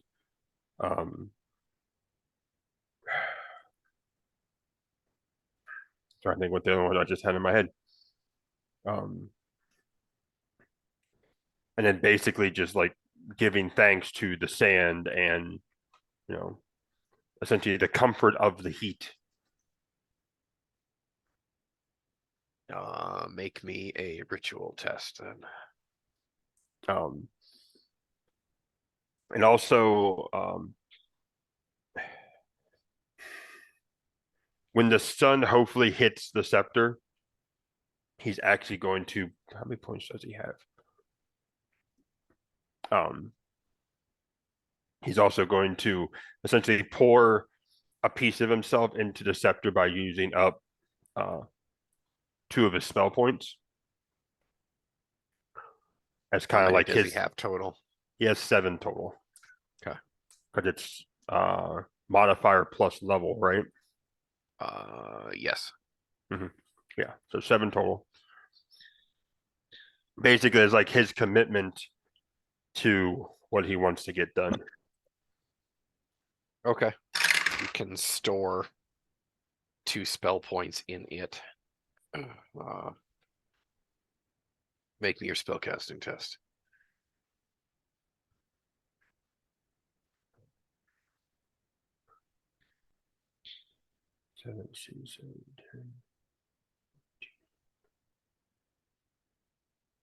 So that's going to be an 18. Okay. Okay. Yeah, no, that's actually perfect.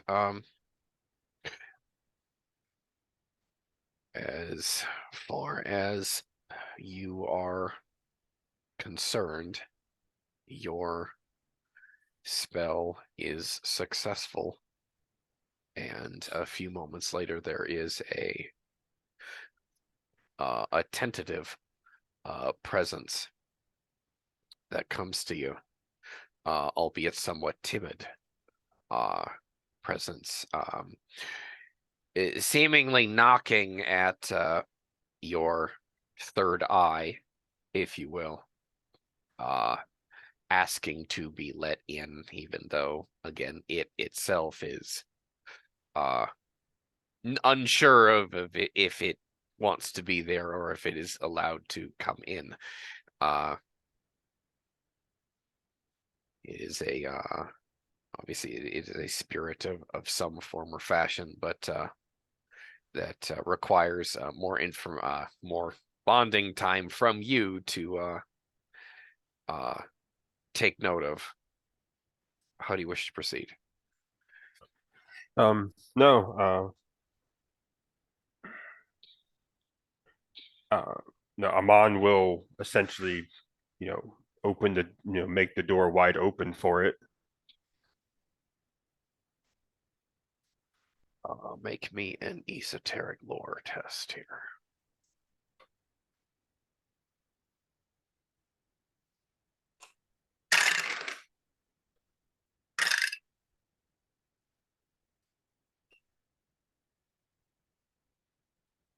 $24.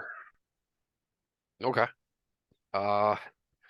Is another obviously, yes, is another spirit of the desert. However, this one is elementally aligned with the wind. It is genderless, but it itself feels feminine, if that makes sense. Right. It itself is genderless, but it certainly acts or feels female. But when you do make that mystic connection, essentially it walks through the door and makes itself at home. And it can't actually speak to you, but is there obviously to be a spirit guide sent to you by the essentially the spirit world to be a companion for you until it is until you dismiss it, of course. But it resides in, we'll say, resides in the bracelet on your left wrist. Then it chooses a place, and that's the Okay. place that it chooses.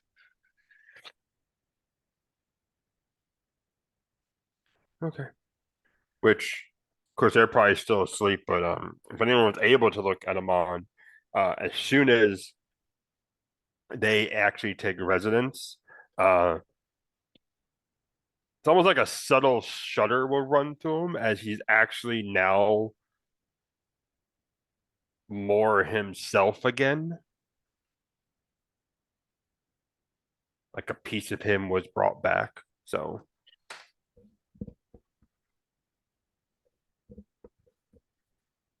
As the party rouses themselves for the day,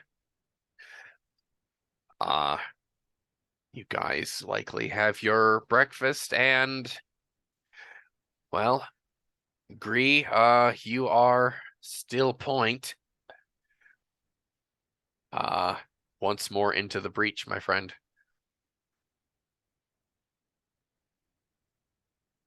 Lead us away. Well, we mount up, head north, and are constantly scanning for threats. We keep the chorus of happy trails down to a low roar.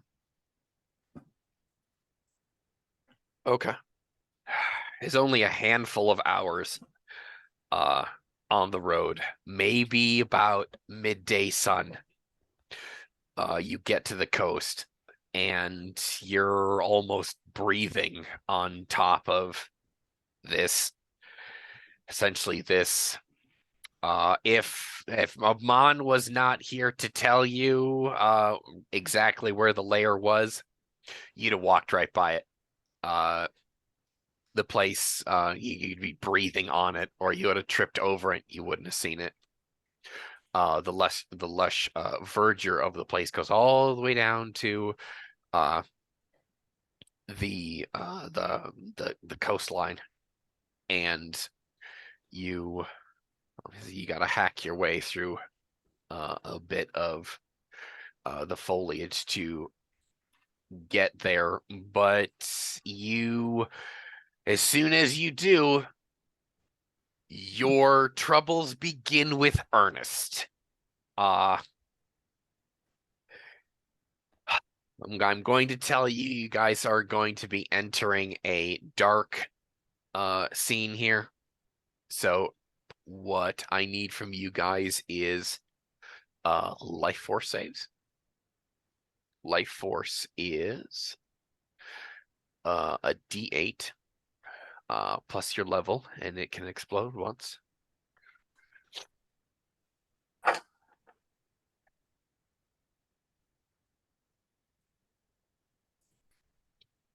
And there's no physical attribute. Nope. It's just you. I got a 7. All right. Total 8. Come on, what do you got? 16. I exploded.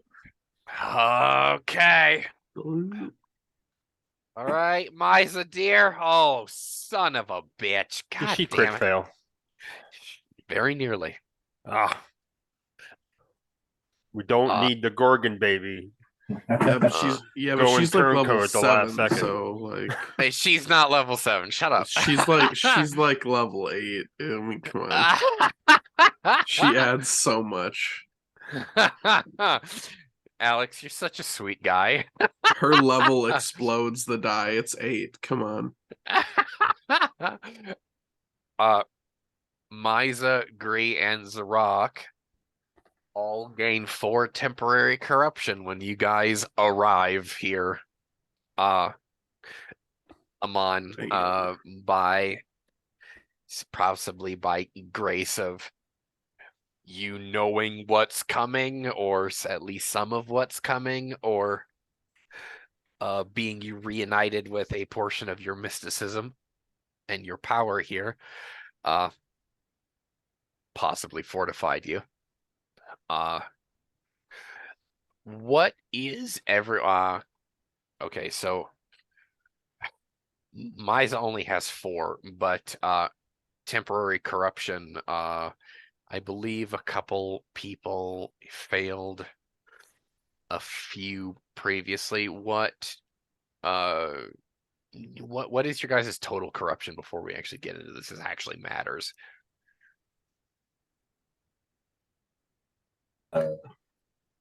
How do we figure corruption?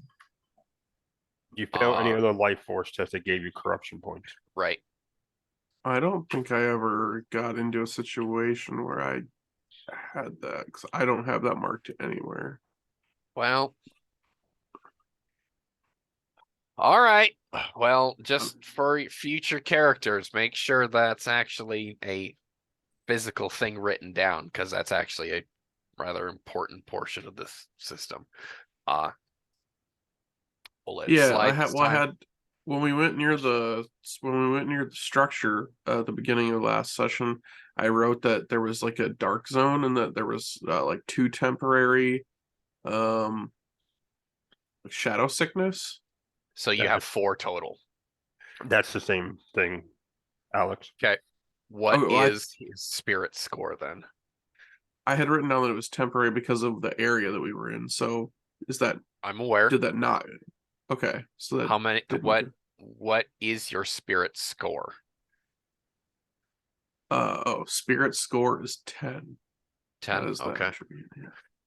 Well, let me know when your corruption equals 10, because that's when so 2 shit from starts to happen. So from leaving that area, we didn't lose the 2 then. No. So it Temporary so just means that it can be okay. gotten rid of. Not that it just goes away with time. No, yeah. Gain 2 points of temporary shadows. Um, Okay, so Did so Amon so have 6 any total. from being in the mine or from his dealings with the cult? That's something I should have asked you last week, but we're running out of time here, so let's just move on. Okay. Okay. So, how do you guys wish to proceed? Come on. How is this laid out then? Are we going to come across a cave entrance or a set of stairs or a dozen guards? Is there a road or a path? What should we be expecting? Well, I think it was a cave that went down in the catacombs, so I'm assuming we're looking for a cave mouth. It also has been a while. They might have changed it up once too. They might have built something new that I don't know about. Looking around and knowing what I know about this place, does it look like it's changed from the half cycle before? Or could I find my way to the entrance again? Do we see roaming guards or anything, or do I see those damn sentinels? I'm basically going to just let you guys find the place, and you guys are going to explore and navigate from there. So you guys are at the cave mouth. That kind of goes down into possibly the cliff side there. And I'll have you guys basically lead, or you tell me how you guys want to proceed, because I kind of want this to be a more kind of like party driven encounter here. I've got obviously my own preparation here, but you guys describe it how you guys like. Okay. Well, if everything looks essentially the same to Amon as when he was here last, Amon will probably take point. Okay. Is it lit up inside at all, or do we need torches? Do we even have torches?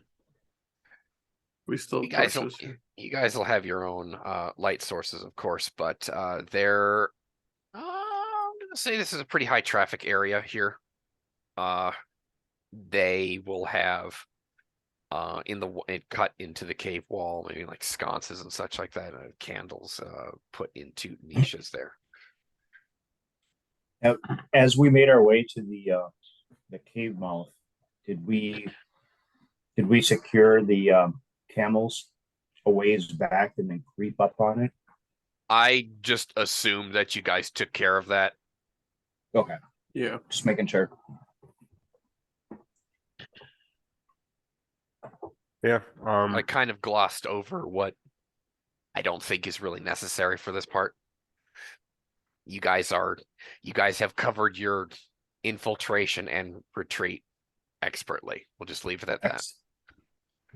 Amon, if you wish to take point on this for your familiarity with it, then by all means.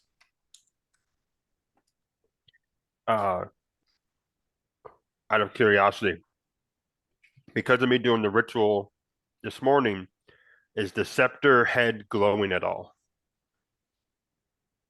It does not glow with the power that it has. That would be kind of obvious. Okay. I don't think it needs to glow. No, it's fine. I just trying to see if I need trying to see if I could have carried. Never mind.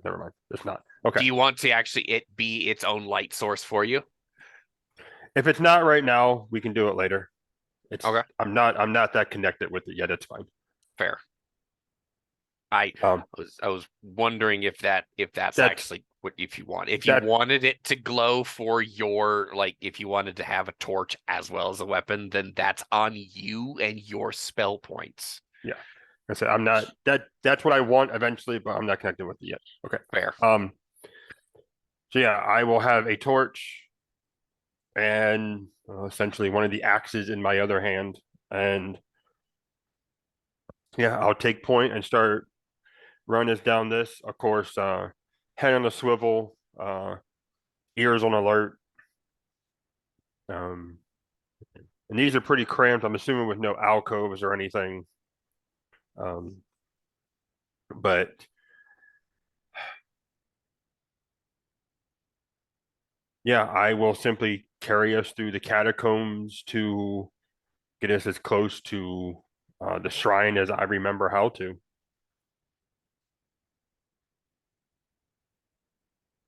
I'm assuming that's where our end game is for this. Right. God, we hope so. Please don't die in the hallway. Rock, Right. do you want to go next as far as party order goes? What Gree's thinking is, if I take up the rear, I have a pretty substantial move quietly stealth that I could stay back, watch the rear, and then move up and catch up with you guys and watch the rear just to make sure that we aren't attacked from behind. Oh, speaking of being attacked from behind, Gree, where is Miza? Well, I imagine she's still maybe more comfortable with me. You can assume that, yes. So I will keep her with me. Okay, she's in the back with you then? Yes, and I'm going to teach her. This is a chance for her to bump up her skill points too. Okay, we're going to play a game about not talking and moving as quietly as you can. Just do what I do. So yeah, I'll keep her with me. We'll Okay. practice her stealthiness. Okay. I love that, Terry. Thank you. Okay. Down to the cliff side we go. Alex, just be advised, as we are technically now indoors. If you're using your spear, you'll be taking a -4 penalty with a long weapon indoors.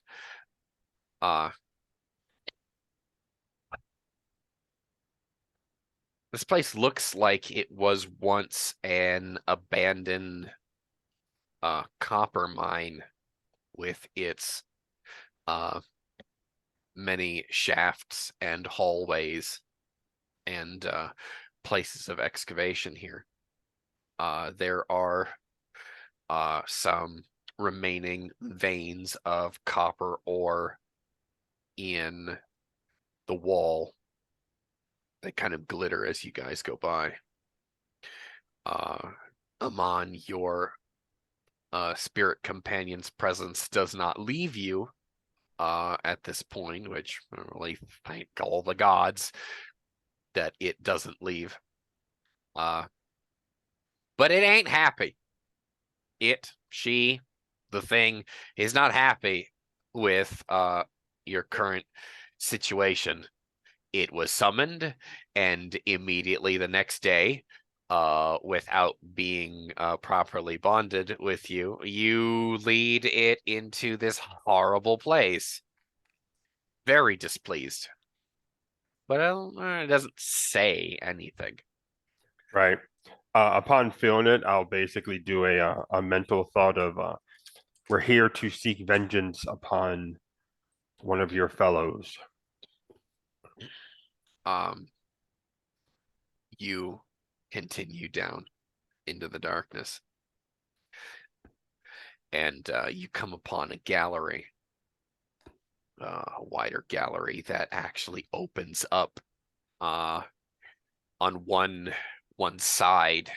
It's actually it's like a low sea cave that you actually see boats tied off to a makeshift dock, and there is a ship several hundred yards off the edge of the water there. There are cultists milling about here. Some individuals are talking quietly. There are obviously cultists it seemed to be like taking stock of a recent shipment of supplies and provisions of such, like they're unloading cargo from these long skiffs that are coming off of the ship. Maybe there's like 25 people here. And maybe like 10-ish slaves that are serving as porters, getting the freight off of these skiffs and piling them nearby.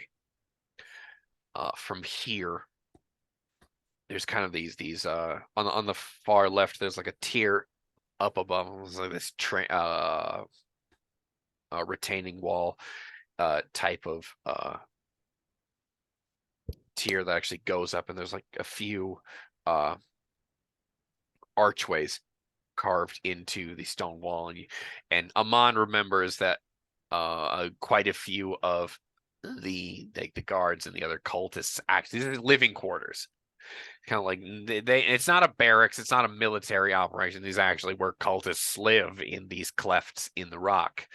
On the other side of this gallery, like straight on, you gotta go walk past the dock on your right, and the cleft and the living quarters on the left is where that church is. And you actually do, the party feels kind of a pungent yet cold wind rolling off of this chamber opposite you. It doesn't smell like the sea. Actually, it actually overpowers the scent of the salt water there. But this is like their immediate living quarters, and then the temple is just beyond. How do you wish to proceed? They have not noticed you yet. Upon seeing this, I'll kind of motion Gree up to the front, point everything out, point out where the living quarters are, point out that's where the shrine should be. Also point out we can see the Oculus Eye from here, right? Like the no, the Oculus is not in this chamber. It's in the next one where the shrine is. okay. Good question, though. Yeah.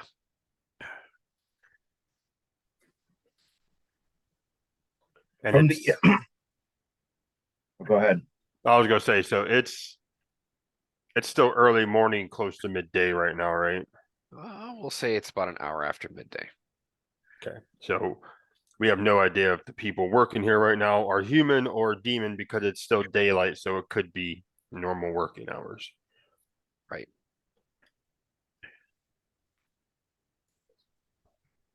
From the cultists that we can observe, are they dressed similarly? Do they have a uniform? Or are they just regular clothes?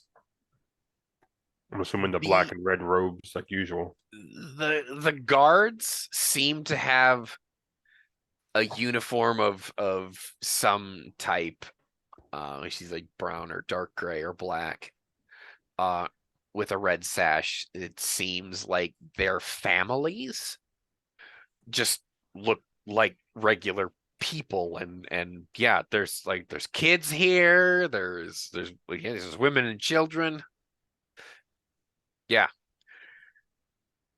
this place got real quick.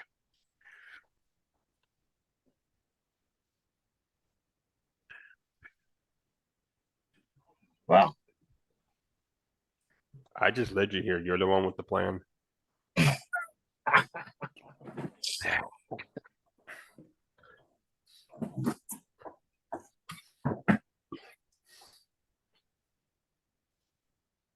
And what's the light source like in this area? Is there any chance of shadows around the outside edges, or is everything lit up? It's a sea cave that's pretty well lit from one side, and there's torches in the walkways on the left-hand side. The archway that goes into the temple proper on the opposite side of this sea cave, we're gonna call it. Among those, that's where those two stone guardians are. That are they're kind of like flanking the doorway there. But for Gree's purposes, yes, there are shadows that you could make use of. Not many, but you could, with your skill, you're pretty confident of what you can do.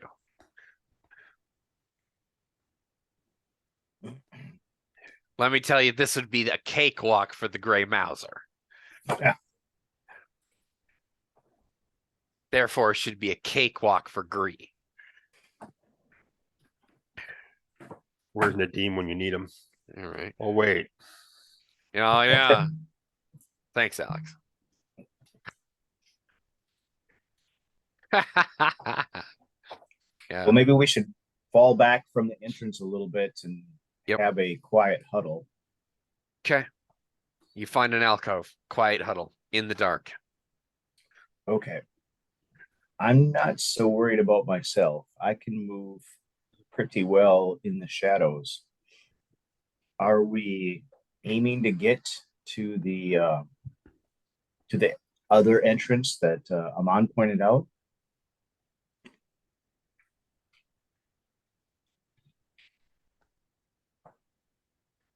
Well, I assume the shrine is your guys' end game. That's where their leaders are probably congregating as we speak.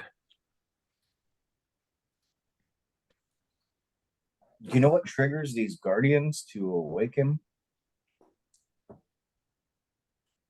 Did I ever see them activate? Nope. No. Their sorcery is unknown to you. It could be someone walking up. It could be a command word from one of the leaders.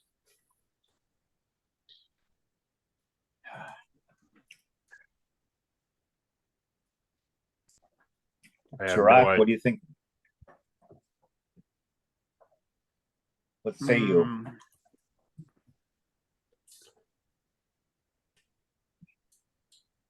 Well, I mean, we need to get in there, right?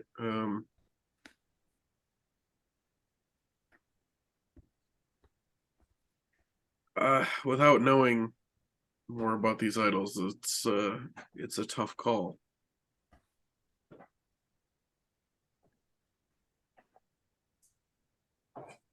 I don't. I can try and move quietly, but I'm not that good at it.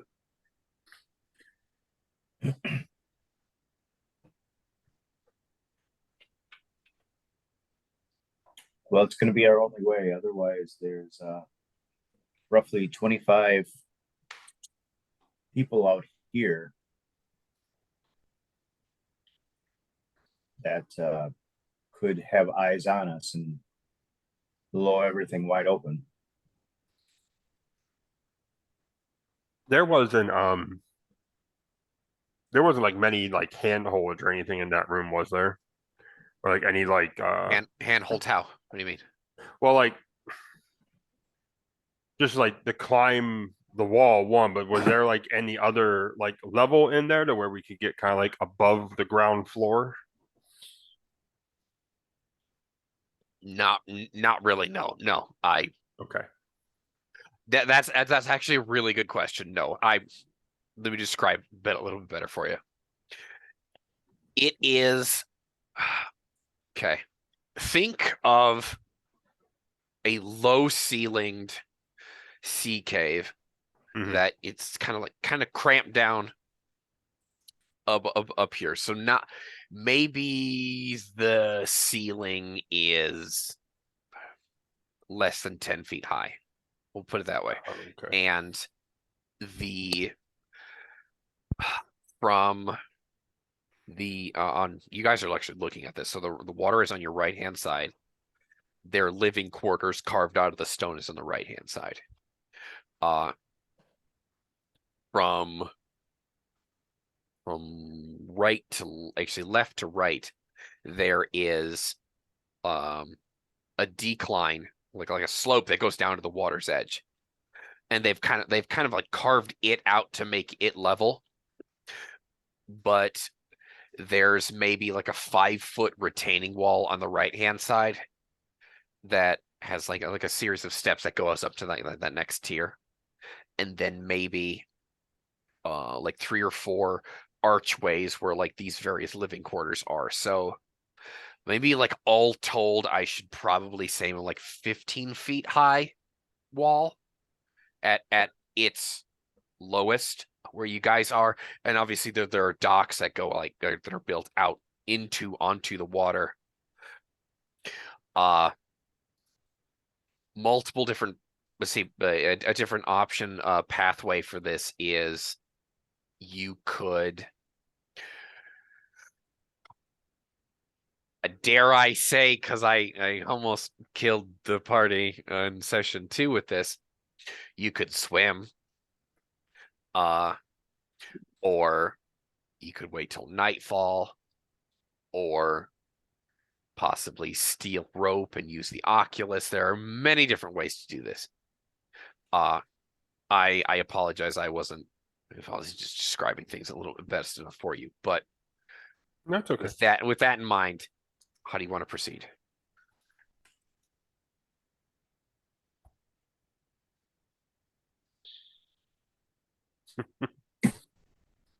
You said they were unloading crates and things from the skiffs, right? Right.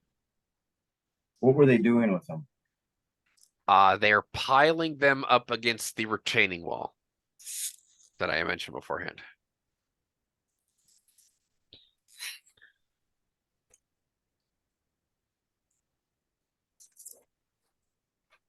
So far, nobody's going over to the crates and doing anything with them, or they're Well, just unloading there's them. slaves going back and forth between those two, but no one's actually watching them.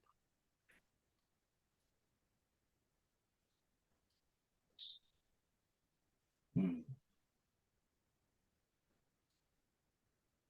We might have to wait till nightfall.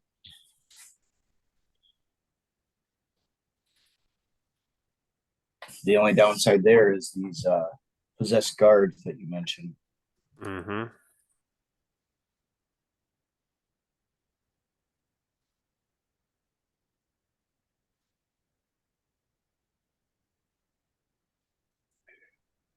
Can always try to swim around.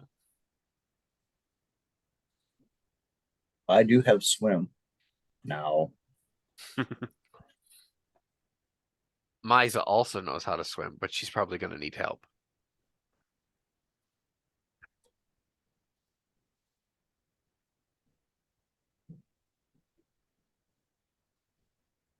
If we go out into the water and swim around, what is our end goal there? What would be the purpose of swimming?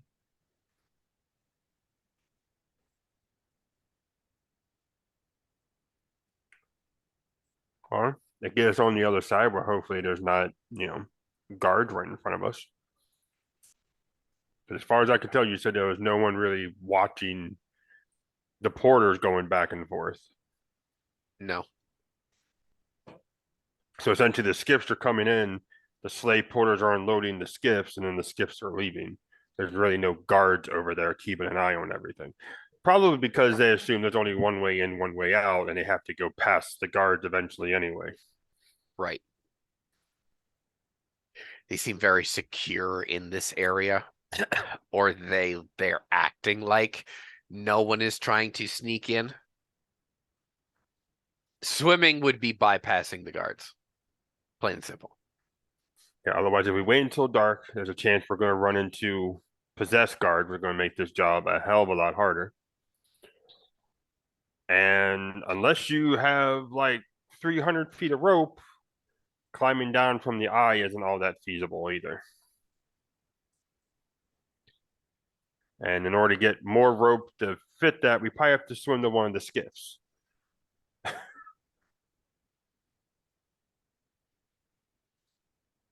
Zorak, how's your swimming capabilities now? It exists. It's not practiced, but I can. Yeah, that's same with me too. What about you, Amon? Are you able to swim? I can't go against a rapid, but I can swim well enough.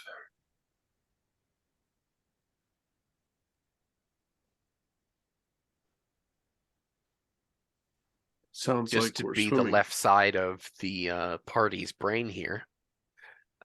Since Gree is the one with the highest stealth skill, do we want Gree to do the majority of the scouting here while everyone falls back to a safe location?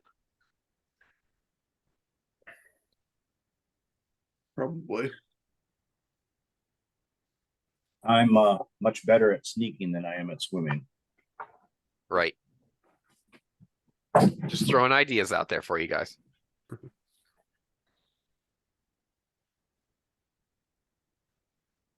That would be okay with me. Why don't we at least start with that? and I can make my way around to the entrance and just see what's what there.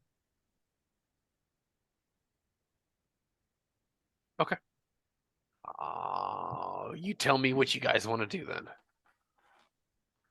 How do you wish to proceed? This is your guys' adventure.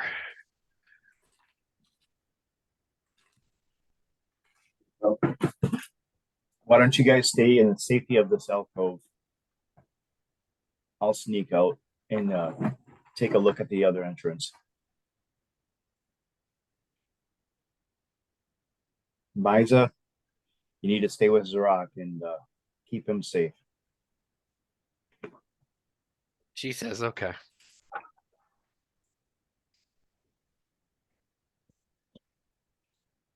So I will move through the shadows with the intent of making a surreptitious way to the other entrance. Roll me stealth, brother. Ooh, okay. That would be a 14. Oh my gosh. Okay, fine. You are yeah, no, you are as invisible as a ghost in the dark, man. You can describe for us how you navigate this place as expertly as you do. The badass wielding star metal weapons here. Yeah, no, Gria's come quite a long way from session 1. Indeed. All right, Terry, you describe it for us, man. You earned it. Well, Gree makes his way to the edge of the shadows and finds that familiar comfort wash over him of knowing that he's making the best possible moves with his feet, not just make any sounds, making the best possible movements with his body to not trigger any sense of motion within the shadows, and very cautiously makes his way around rock croppings and other debris that's in there, stopping very frequently to check his progress and to look to see if anyone has been made aware of him, and then continues moving on, placing his feet very gingerly before putting weight on them, and does all this without any sense of hurry or rush.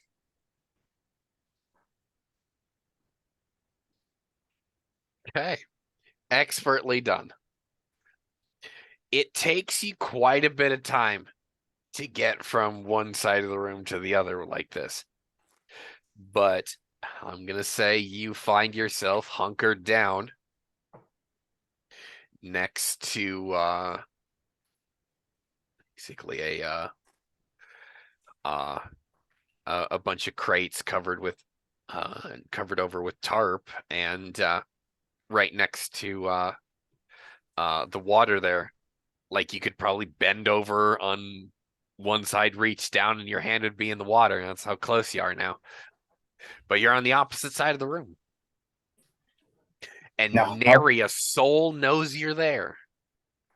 how close am I to the entrance of what he indicated, the entrance to the lair? You would have to climb over that lip to get up on the walkway there. And it would be like 3 steps and a duck around the corner, and you're inside the shrine. Like you're breathing on it now. No, I'm going to take a moment to hunker down and focus my attention on the entrance of the shrine and just listen to see if I'm getting any type of echoes or sounds coming from there. It seems like they're chanting in there. Like they're in the middle of some ritual or some sort of assembly of some kind. They're chanting as a ritual, and none of you don't know what they're saying. It's not a language that you know. It's not a language that you want to know. It actually kind of makes you sick to your stomach. But it has that cold, almost like smell of the crypt smell here, as well as the powerful fragrance of tar.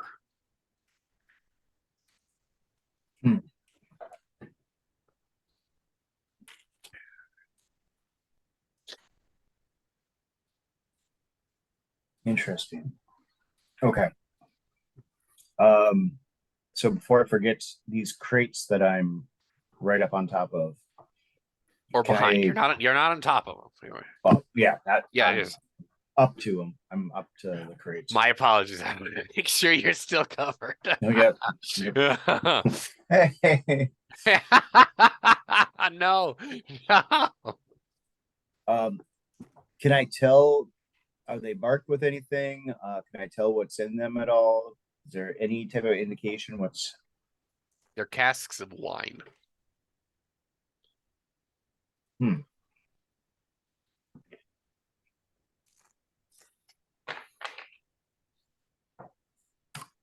You can steal a sip, and it's some pretty good stuff. Well, the casks aren't open though, right? No, they're not open. I'm saying you could open one. It's right there. Like it, maybe like there's like an earthen jug that you could probably just take out of there, pop the seal, have a sip yourself, and put it back.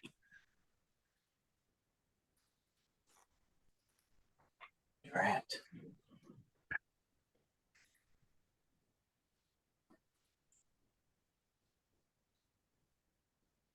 I don't want to go in the shrine by myself. Uh-huh.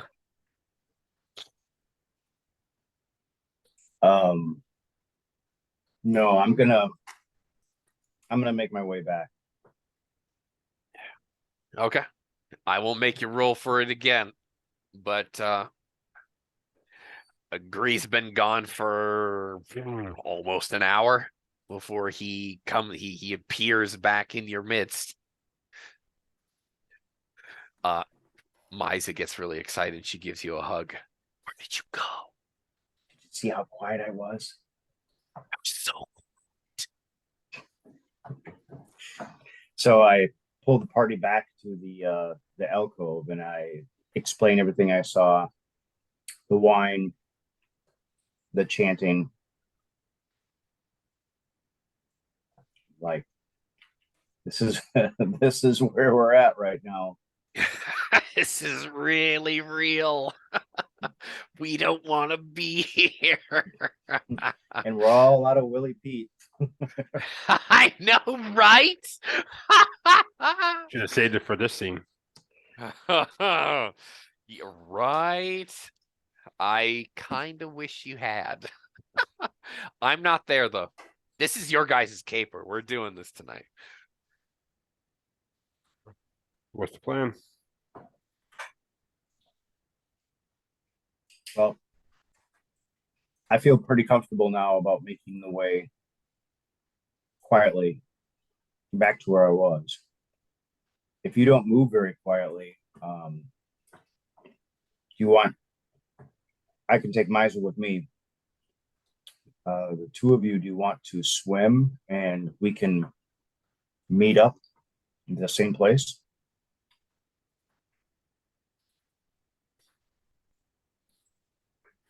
Yeah, I can probably swim around.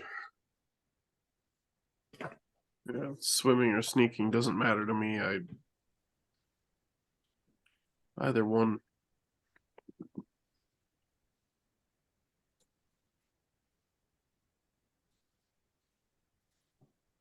Well, you saw how long it took me. So I don't know if you want me to start ahead of you or we leave at the same time. But I'm thinking that we need to get into that shrine. I just don't know how this is going to work with all of us going in.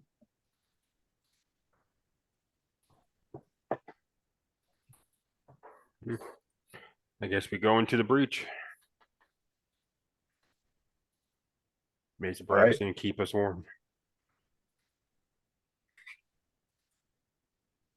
I will take Misa by the hand and teach her how to move into the shadows and step very carefully. All right, man, roll it. By the way, I'm using that skull dice tower for the layer now too. Nice.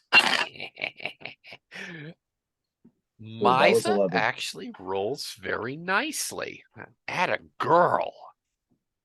I rolled an 11 that time. Okay. Come to think of it, I don't know if I should swim with a shield and a spear. I don't know if I should be swimming with that. Agree. You have a very apt pupil with a 17. Had a girl.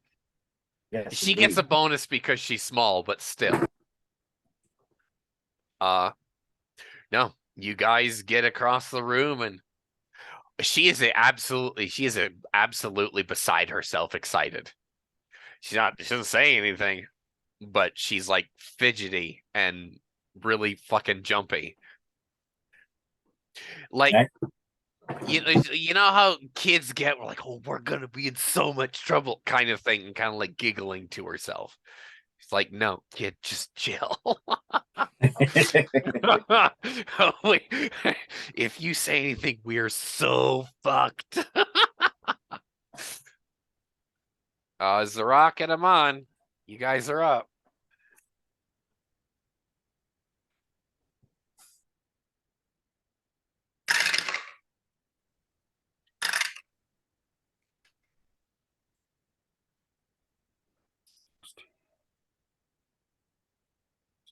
Uh, 18 on a swim check. Attaboy. Amon, you just appear at like the side the river, excuse me, the river, the water side there, like inches away from Misa. He's right there. When you actually poke your head out of the water.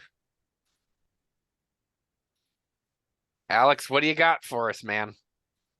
Well, it would probably be a bad idea to swim with a shield and a spear and stuff, so I should probably stealth. It's your character, man. Well, either way, if it's swimming or stealth, it's the same thing, so it's 13. So, yeah. Did you put is that 13 total? What kind of armor are you wearing? The leather hauberk.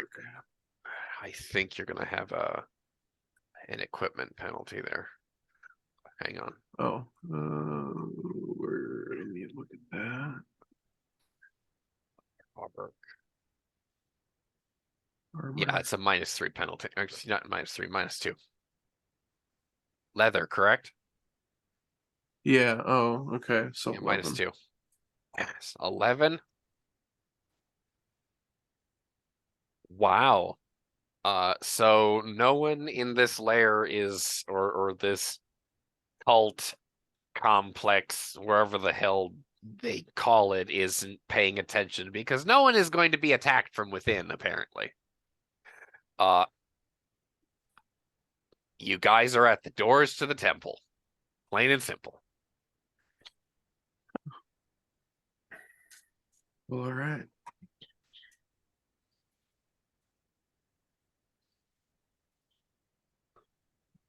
Well, Amon, unless there's any other entrance you know of, this is it.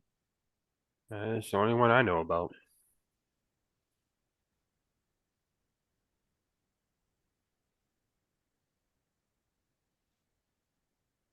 You care to take us forward? Yep. Let's go. Amon, of course, will make sure the way is clear All right, take before us he away, is, Amon. before he essentially, I guess, dashes the 10 or so feet to get within this doorway. He actually won't stop at the sentinels. Like, part of him was like, "Oh, I'll take like a half second to see if these things activate." No, he's just fucking going. Because Okay, if they activate, he doesn't want to fucking see it. fair. uh, does everyone follow him in? All Yep. right. You guys just walk through the door like you fucking own the place. Congratulations, you've entered the temple of Yaghuagal. Uh, there is one of the cult leaders that escaped the quarry is there. He's up on the dais. There is a man wearing an elephantine mask who is chanting some evil sounding sutras with some prayer beads in his hands that are elephant teeth, like big ass fucking elephant teeth on a length of cord there. There is about a dozen or so cultists there participating in this ritual, and they have hoods, they have typical pulpy cultist garb on them. There is a tar pit that bubbles steadily, and this place is like almost unnaturally cold. You guys, it's not cold enough to give you guys a standard environmental penalty of -2, but it actually give you a -1 here. So if you guys are wearing the clothes appropriate to that, that may or may not cancel each other out. But no, you guys are in this temple. There's a tar pit. There is the two cult leaders, one seemingly the high priest that is chanting these evil sutras. 12 of his underlings are there. There is what looks like a rather large elephant skeleton on one side of the room. Like this, like we know how big an elephant is from Earth, but this is like 3.5, 4 times that size. That skull is massive. And like the elephant is like half in the tar pit, half not in the tar pit. Amon, being someone who is accustomed to being outdoors and probably knowledgeable of animals, the elephant in life probably fell down the oculus and then somehow got caught in the tar pit and then starved to death down here. That's why they're down here. That's a And horrible way to go. I know, right?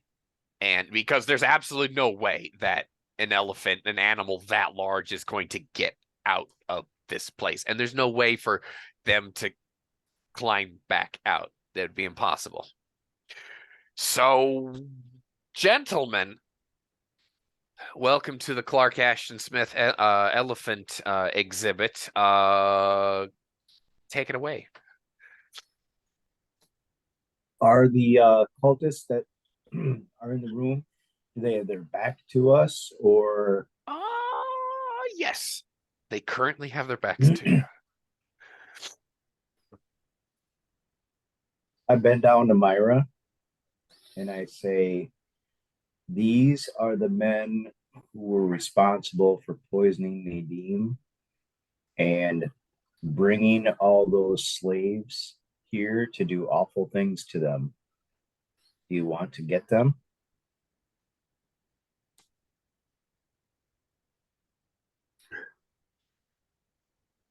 What?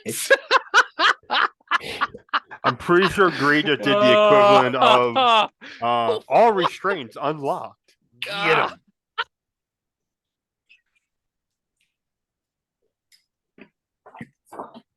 Really, Terry? Weapon of mass destruction level unlocked. Oh my God. Oh I- shit.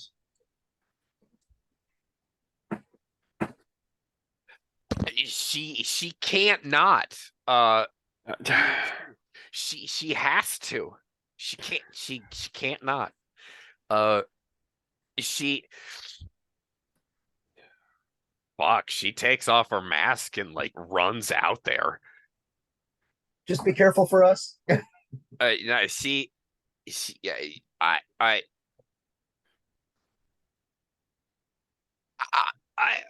I had an entire encounter. Get prepared for this. Did this night just get like 2 hours shorter? What the fuck just happened? Fuck. Terry said, "Fuck the script." Oh, why? No, she. Take my Hang on. GM gives players nuke. Player uses nuke. She takes off her fucking mask and she runs out there in the middle of the cultists, and when a couple of them like see her, like they immediately turn to stone. So like of the 12, like 9 of them immediately turn to stone, and we'll say that one of them like gets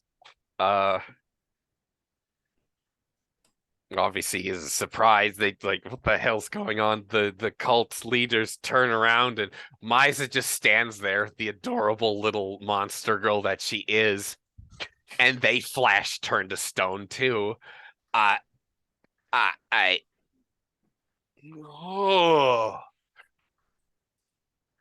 I guess so.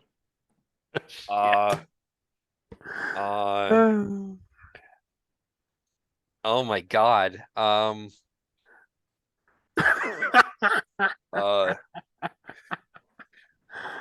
You guys, that's fine, but you guys still got to get out.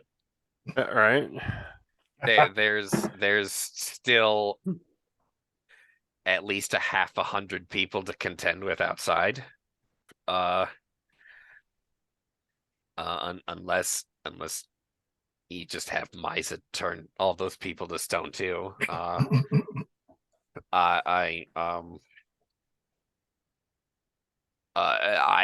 don't know what the fuck you guys want right now. So you just either start talking or we're just gonna stare at each other all night. Okay. $1 million. So yeah, I shit. do something because I don't know Okay. what. So I will keep my eyes averted, but I will make my way into the room further amongst the newly decorated statues. Oh, they're And, beautifully carved statues now. Beautiful. Yes. and make my way to a back wall, so I'm not trying to trip over statues. But I want to get further into the room. Okay. Okay. All right. Okay. In which general direction are you going? Are you going to like their shrine? Are you going up to the cultists like down below in their little circle? Are you going up to the leaders? What are you doing? I'm going to the shrine. Okay, yeah. you're gonna go up on. Okay. I'll follow him on. Yeah. Okay, Zarok, what the fuck are you doing? Boy, do I need to watch the door or I don't know, man. You tell me.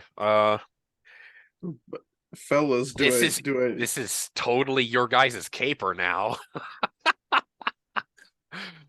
Well, I'll put my spear away because apparently I don't need it.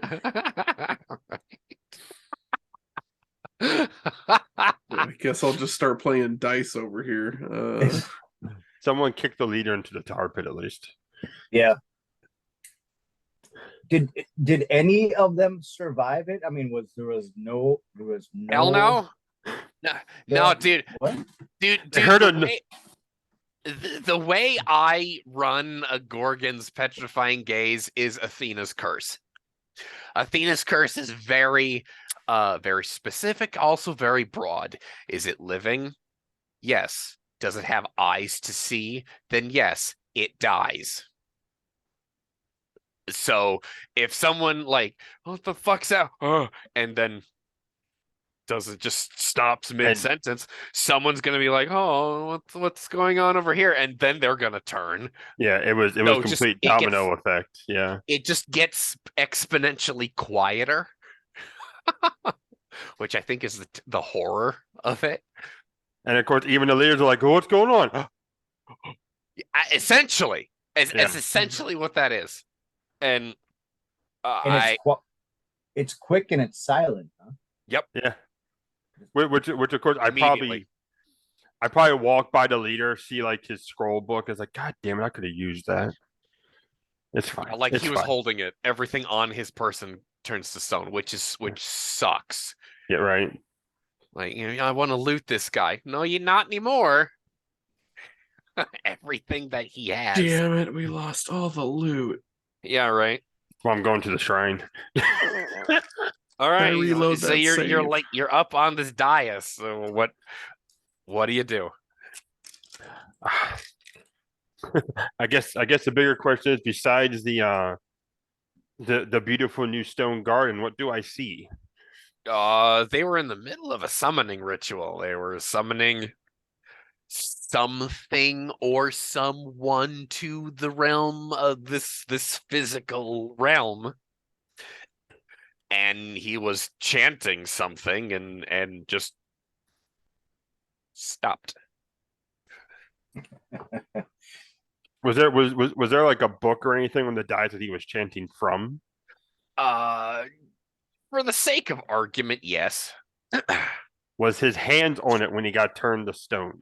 No, it was not. His really gnarly, like, elephant teeth prayer beads are in his hand. So, like, he's got it's stone, okay? So it's like carved in that way, like he was holding it. So everything. And the other hand was probably like out or up because he was chanting part of the will in the word. The hand was doing something. Magic is Italian. You have to talk with your hands. Also, dealing with priest enough, I know they always have like their hands out toward their congregation when they speak. In this situation, his back is turned to his congregation. And he's facing away. Well, not anymore, because he had to stop and be like, what the fuck's going on? And he turned the way the Pope would, and turn and immediately just stone. So, like, he's in this like awkward, like, looking over his shoulder kind of position. I mean, he's a little comical now that he's petrified for all time. What the fuck's going on? And stone. How'd you turn your spine like that? What did you do? Yeah, something. No. Whoever the sculptor was a master. Well done, dear. Well done. Yeah, right. Whoever it was. Amon is wearing whatever he was using to cover himself up from the sun, whether it be the cloak or spare clothing or whatever. So he'll, if he has to, he'll like rip a strip off, and he'll actually grab the book with that and like bind it and hold it by the strap, because he's pretty sure this thing's fucking evil as shit. Are you actually capturing the document? Yes.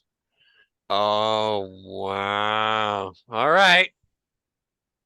Well, sure. On the final session of the campaign, we finally have captured magical documents. God damn it. Right. Well, that's what I was saying. You know, of course, I'm going to lose out on his fucking spell book, and I need a fucking journal again because mine got lost to the fucking slavers. Misa says from behind a stalagmite, "Gree, can I put my mask back on?" Please do. I was just gonna say that. Oh, she puts her mask back on and she comes out skipping, and she skips up to you, gives you a hug, and then stands next to you very obediently. She aced the game and she got a whole group of guys. That girl needs like a restaurant of prawns when you guys get a chance. She's skipping because she just got a solo room worth of XP. She's literally level 7 now. Uh-huh. All right. So Dias, Ding, ding, ding, ding. Oh Yeah, right. shit! Look at this. especially because how high was Anku? Yeah. They were two fifth level a fifth level demonologist, a fifth level herald, and a sixth level high priest. Yeah. Jeez. I specifically made them as twice your level because I wanted a hard fight, which you circumvented. Terry, I love you like a brother. You're never allowed to do that again. Well done, my friend. And I quote, "Where is Misa? She's with you." Okay. Oh, okay, yeah. Is anyone near the tar pit? I'm looking down at it, maybe. Oh, I mean, if there's nothing else up there for me to look at or loot, because you said there was the Dias and the document and him.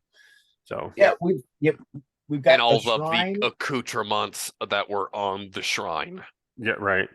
Lots of elephant ivory, a lot of money up there. Ooh, money. Like you gotta sell the ivory to get the money, but still. Oh, yeah. Well, I mean, trophies. Could Hey, probably find use for an elephant ivory. yeah. So, Gree, what were you about to say? No, it's like okay. So points of interest in this room yet are still the shrine we haven't done anything with, and then the tar pool. Yep. And Is there half is a there elephant skeleton in the tar pool, but yeah. and the skeleton, right? Is there anything else that we're noticing now that we don't have to worry about turning to stone or attracting attention?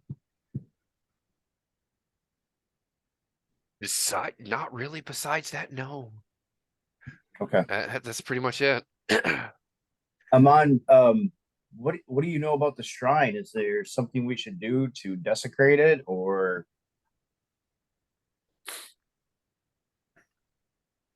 What is is that a this? good idea? Oh, it's a cult. Who gives a damn? What is the shrine? Just stone and wood, or what's it made out of? It's it's part of it is a stone table, but there are things propped up there, so if you really wanted to be a bastard, you could just dismantle the whole thing, tear it down, all that good stuff. There's an elephant skull like hanging on chains above it. So it's kind of like this pretty elaborate set piece there. The elephant skull that's hanging above the shrine is significantly smaller than the one that's attached to the skeleton that came later. There's the two different skulls there. Mm-hmm. That one could be fit through the door. But there's ivory. You took the book off of the table there. There was Do we have a spare bag with us, or something to hold things in? Yeah, we'd have a bag. I'm gonna ask for that because A sack. he's going altar to cloth, like a set of ritual daggers. Amon will offerings essentially and such take the ritual. Like I'm assuming the ritual cloth covers the entire top. Yes. He will essentially tie that thing up like a fucking picnic blanket and just take everything off that thing. Where are you gonna put it? That's why I asked for that's why I asked for one of the other bags. I'm gonna stuff it He's into gonna the bag. he's gonna carry it like Santa Claus. It's like the Grinch all who stole the shrine. right. Nice. He took the ivory and bubbles and every last coin. What do you, all right. What are you gonna do with it now that you've So dismantled the shrine? well, I wasn't able to kill the bastard, so taking all of it's just the next best thing. So, Nice. Okay. All right. Fair. Fair. yeah, so that's it's also one, money, but two, kind of proof that this thing is now gone. Yep. Gone. Yeah, that's basically why he looted the shrine though. But yeah, he gets whatever bags they have and he'll just shove it all into the bag so he's not carrying around a cloth the whole time. Where is Zarok in all of this? Oh boy. I mean, probably kind of just keeping an eye on the door. Okay. Not like, I'm kind of near them, but like I'm not like way over by the the sentinels. Okay. But I'm my eyes if are you're in that minding the direction. door, then that it seems like business as usual outside. No one has discovered that you've severely disturbed the place. Is anyone what else are we doing in the room? Well, you mentioned looking into the tar pit, so after Amon, swiped the altar stuff, he would look down to the tar pit for anything. Like any hint that this thing like actually went off and there's something coming out of the pit. It stopped bubbling. That's hopefully good.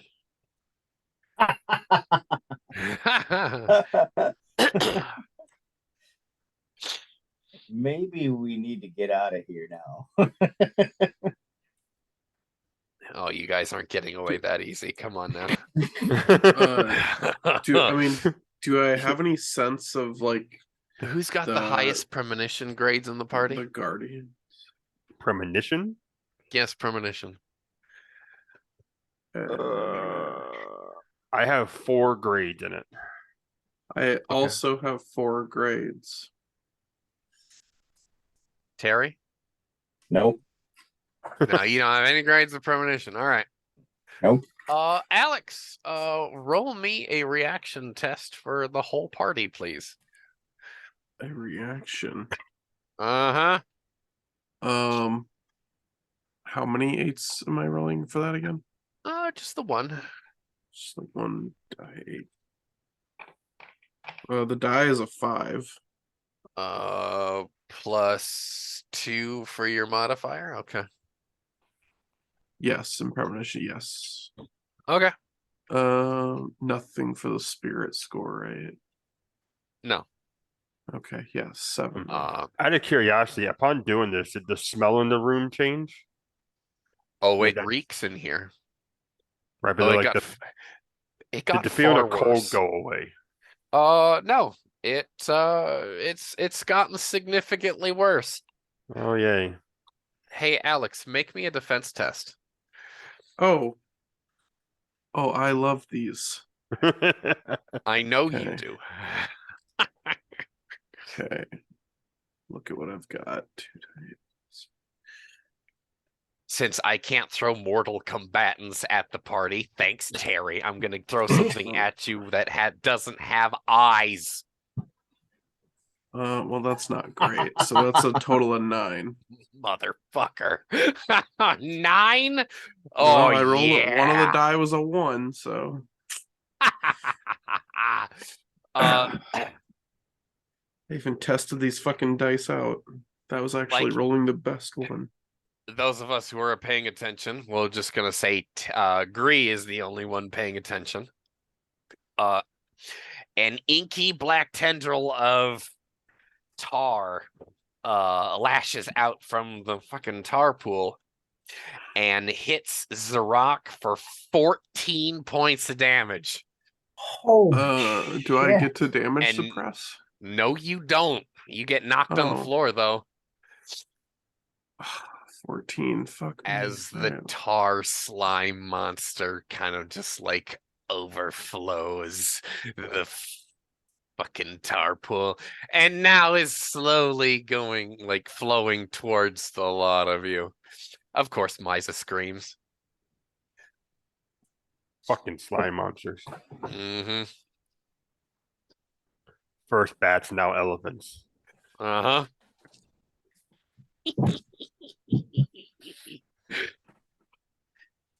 So if he was over, Zarak was over by the door. So is it going more towards like the entrance? No, I was kind of by you guys. I was just watching the door. Oh, okay. It's kind of like seeping out of the tar pool in like a wave. It doesn't really have a general direction of where it's going, but it's getting closer. Yeah, I'm gonna grab Misa by the hand and beat feet towards the door. Okay.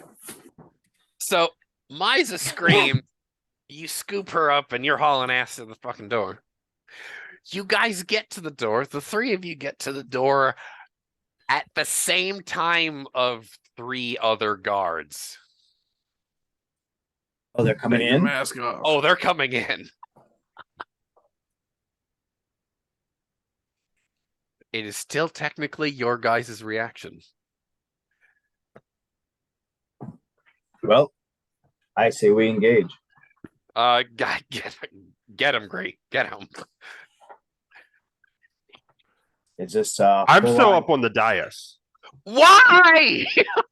because you said the three of them, so I assume you meant Zarok, Gree, and Misa. You slip of the word. The four of you. God damn. Excuse Okay, me. because basically what I was gonna do is when I saw these guards Uh-huh. and I cannot pronounce the fucking demon correctly, I was gonna basically say the ritual worked. He has risen. He has risen.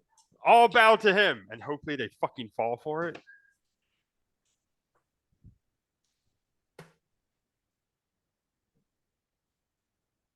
And I can roll persuade if you want. I don't know that you're gonna be able to do that with the fighting at the door about to happen. So I was trying to do it before the fight at the door. Well, that it's okay with the sequence of events. They're not gonna line up properly. Okay, never mind then. I guess we're fighting our way out then. Yeah, God, I would hope so. Unless you want the tar slime to eat you. Well, I was hoping basically the guards would fall for it, genuflect, and we would dip the fuck out of there while the tar monster eats them. No. He's They're not that dumb. He's not gonna let that happen. Terry, go It's worth ahead a and shot. make me an attack roll, please. Right.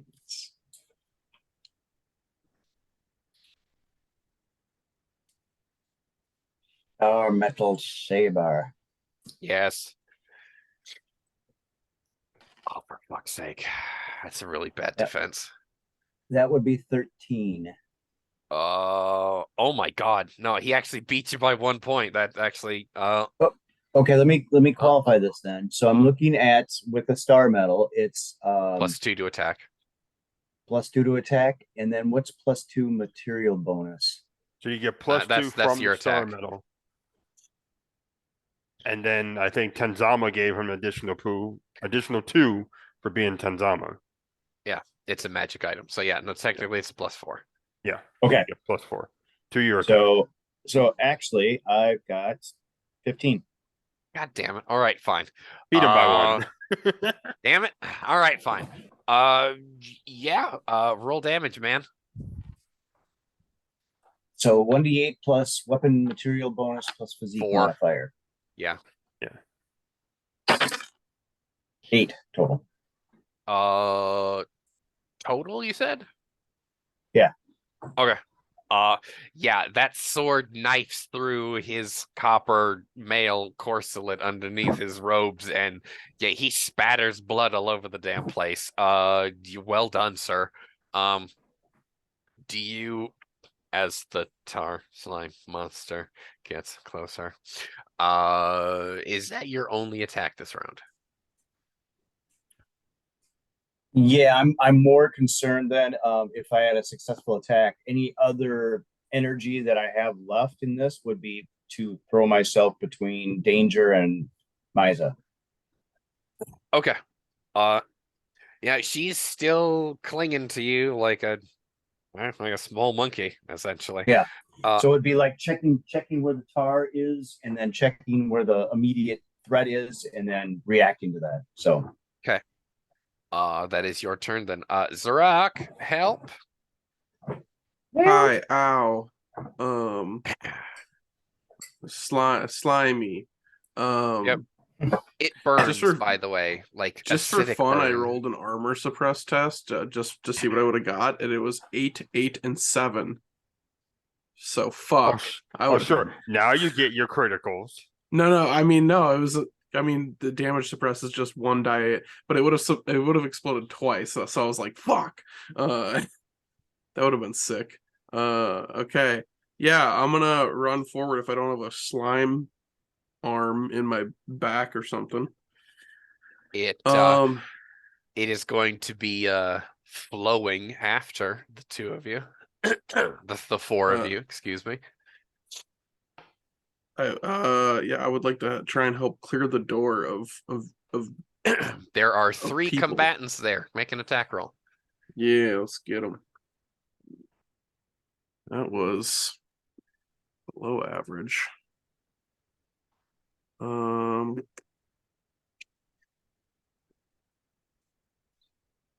14. Yeah, 14. God damn it. Yeah, roll damage, man. God, just you suck. Stop On the rolling so contrary. goddamn well. On the contrary, I rock. 9 damage. 9 yeah. You can describe for us how you dispatch him. These guys are not the fighters of the cult. They're not. They're essentially home administrate. They're not. They don't have very much vitality. They're there to basically watch the slaves, and that's about it. Yeah. Officials essentially. I would run up behind my companions, and this one I would just go with a straight jab to the neck. I'll just I'll pierce the windpipe, pierce the spine, go right in the middle of the neck. Okay. I want to use a second attack as I have enough grades, and I want to spear another guy if I can. Do it. It's a little bit better. Oh. But with a -1. Okay.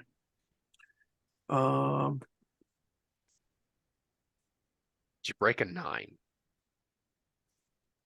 Yeah, I have Okay. 12, 16 -1, 15.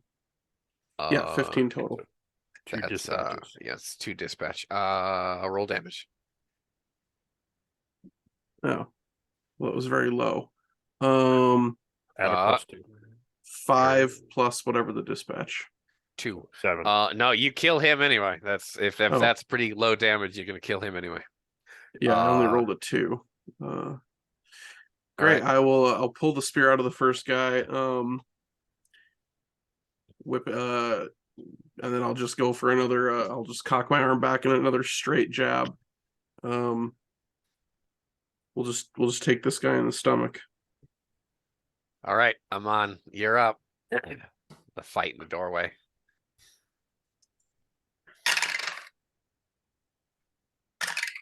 Yeah, there's only one left. Sorry, Terry. What did you say?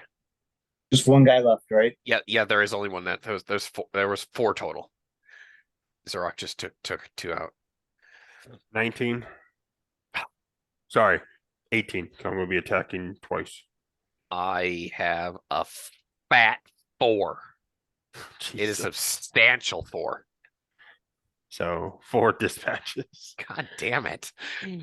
Ah, I when we're done tonight, I am reading you my fucking notes.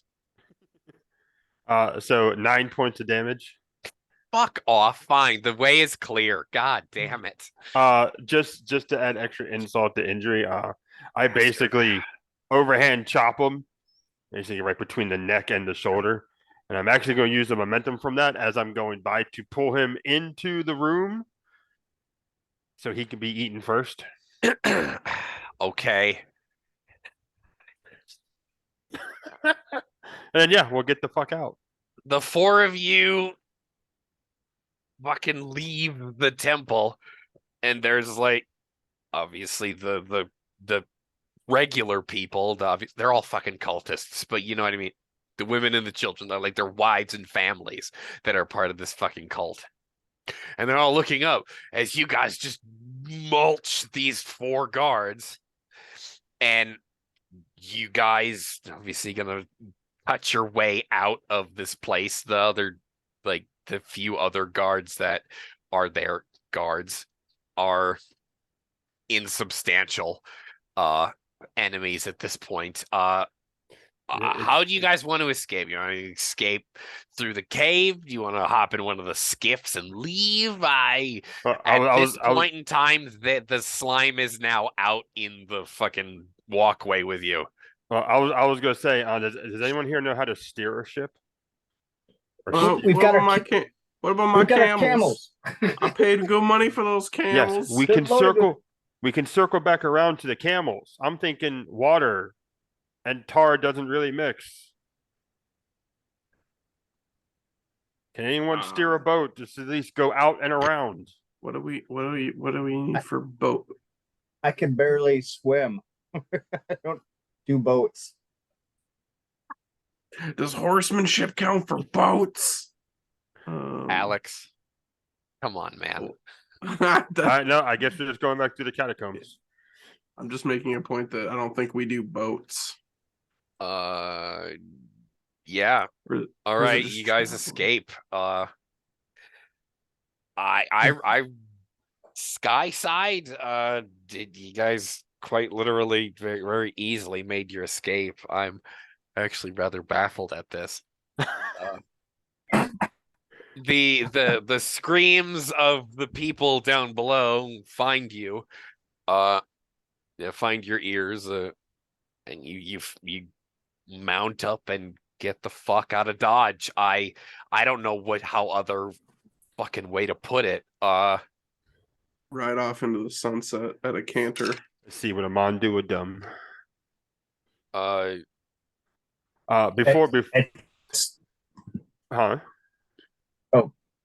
I was gonna say at some point we're gonna have to stop running so I can apply some first aid to Zarok. He got a pretty substantial hit. Mm-hmm. So just throwing that out there after we get somewhere safe. Before we actually like leave, Amon would have went up to the Oculus and looked down to see if this thing was actually escaping said cave or kind of coalescing somewhere. From what you understand, if you guys regroup at the Oculus and look down, it's eating the cult members. Yeah. It's pretty fucking grim. I'm not gonna describe it because this is gonna be put on YouTube. They woke it up and cube on steroids. Let's put it that way. they woke it up and we pissed it off. Yeah, right. Yeah.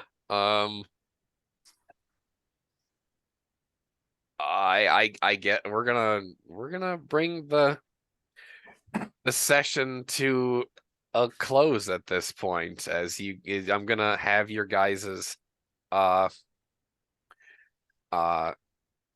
riding off into the sunset essentially be your closing soliloquies as well as character vignettes, because I'm pretty sure you got the party is gonna go their separate ways at this point.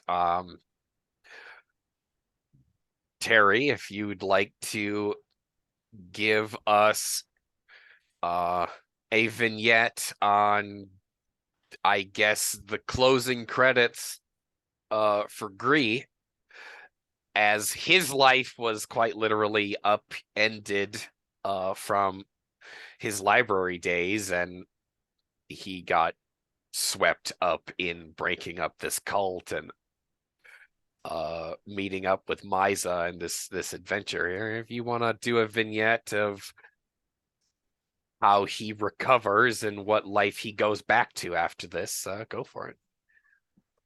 Well, I don't know about splitting up. My number one attention at this point is to make sure that we get Misa back safe and get her the prawn that she was promised and so rightly deserves. And Gree has a big grin on his face as he's telling the story over again of the battle that we just had, and doing it in dramatic ways to explain to Myra how she was the hero and how she moved like a silken shadow and picked up that stealthy skill and made her way into the cave and took out all of these bad men, and just sharing this the story with her and working it up.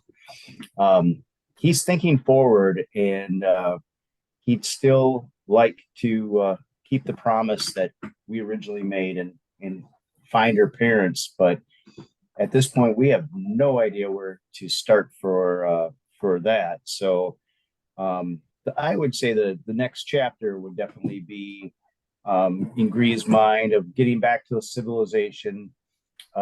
We're probably rich as kings, really, after we start splitting up some of this loot.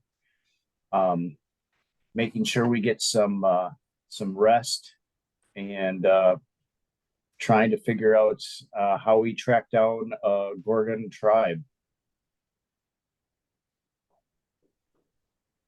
All right. Amon, would you give us a vignette of that as well, or of what will happen to him post adventure? Amon probably would be the only one out of the group to split off. He has no stake in what the rest of them were doing. He was asked to lead them to this encampment, and he wanted to get his revenge, or his vengeance rather, for his spirit being banished, and in a roundabout way he got that. The leaders are dead. The encampment is probably going to be utterly destroyed by that thing down there. So yeah, after they tear off from running away, I assume they're probably going to go back to that same oasis that they were at previously. He'll make sure we get Zarok cleaned up. They'll split what they can off that table, probably giving them some of the ivory to sell off. Amon would be pretty adamant about keeping like the ritual daggers and any of the sorceress type accoutrements to either research or drop off at the nearest big town or whatnot. But then yeah, as soon as they are done, and if Zarok agrees to it, he'll either take a camel or simply give part of his share to Zarok as payment, and probably literally ride off into the sunset after that. What he would do afterwards is go back to a town he knows he could sell the ivory at, hopefully make off like a king, get himself clothes, his own things again, get all the stuff that a mystic would need just to survive in his day to day, and then probably go back to wandering and guiding his way through the sands, possibly never to be seen again by this trio that he got grouped up together with. He really hopes he doesn't see that Gorgon again, because that little girl frightened the shit out of him. And for good measure, he watched her literally wipe out fucking 15 grown men in 3 seconds. Shit was utterly fucking terrifying. No, thank you. Um, but yeah, Amon probably just go back to his mystical ways and be amongst the heat and the sand like he wanted to be. Hopefully left the fuck alone this time.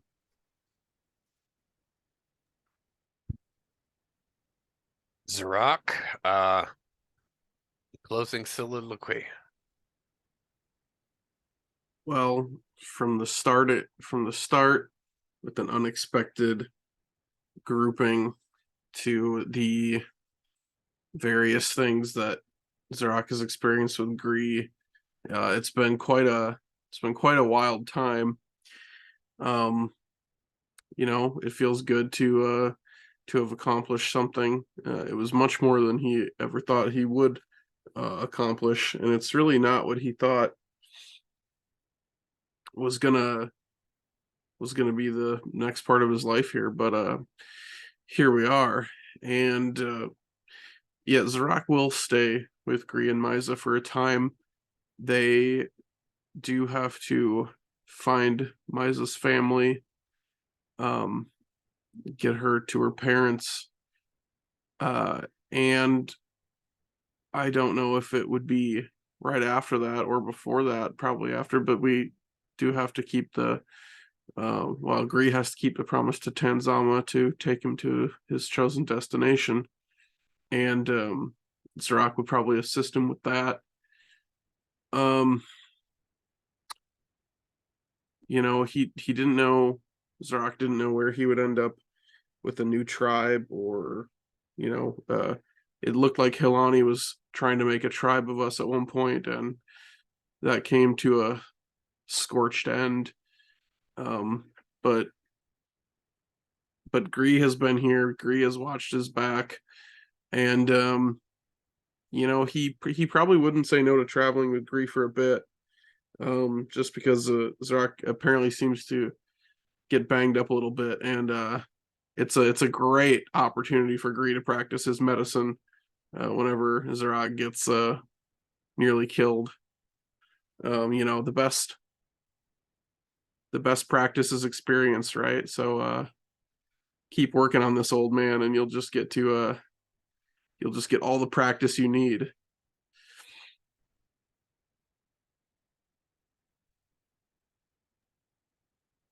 So we'll say the end of credits scene for Crypt of the Elephant is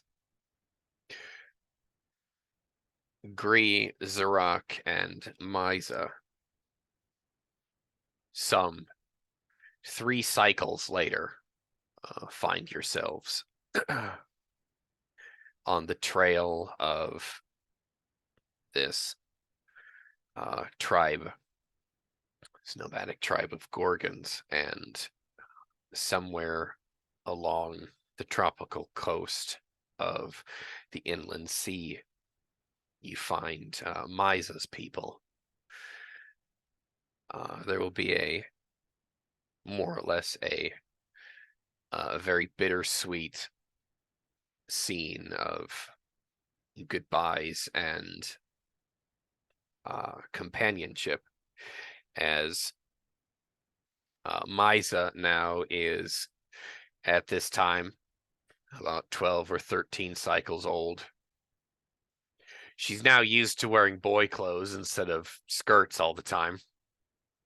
And under Gree's tutelage,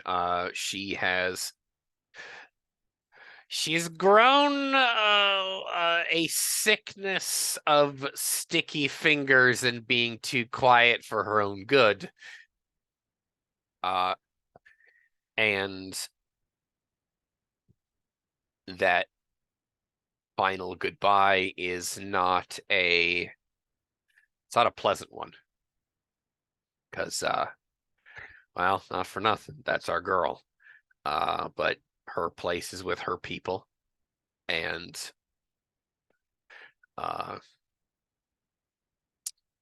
you part ways there. She in her place, and the two of you ride off into the sunset, possibly to separate thereafter or not. But with that, we will bring the campaign Crypt of the Elephant to a close. Thank you for tuning in, everybody, for getting this.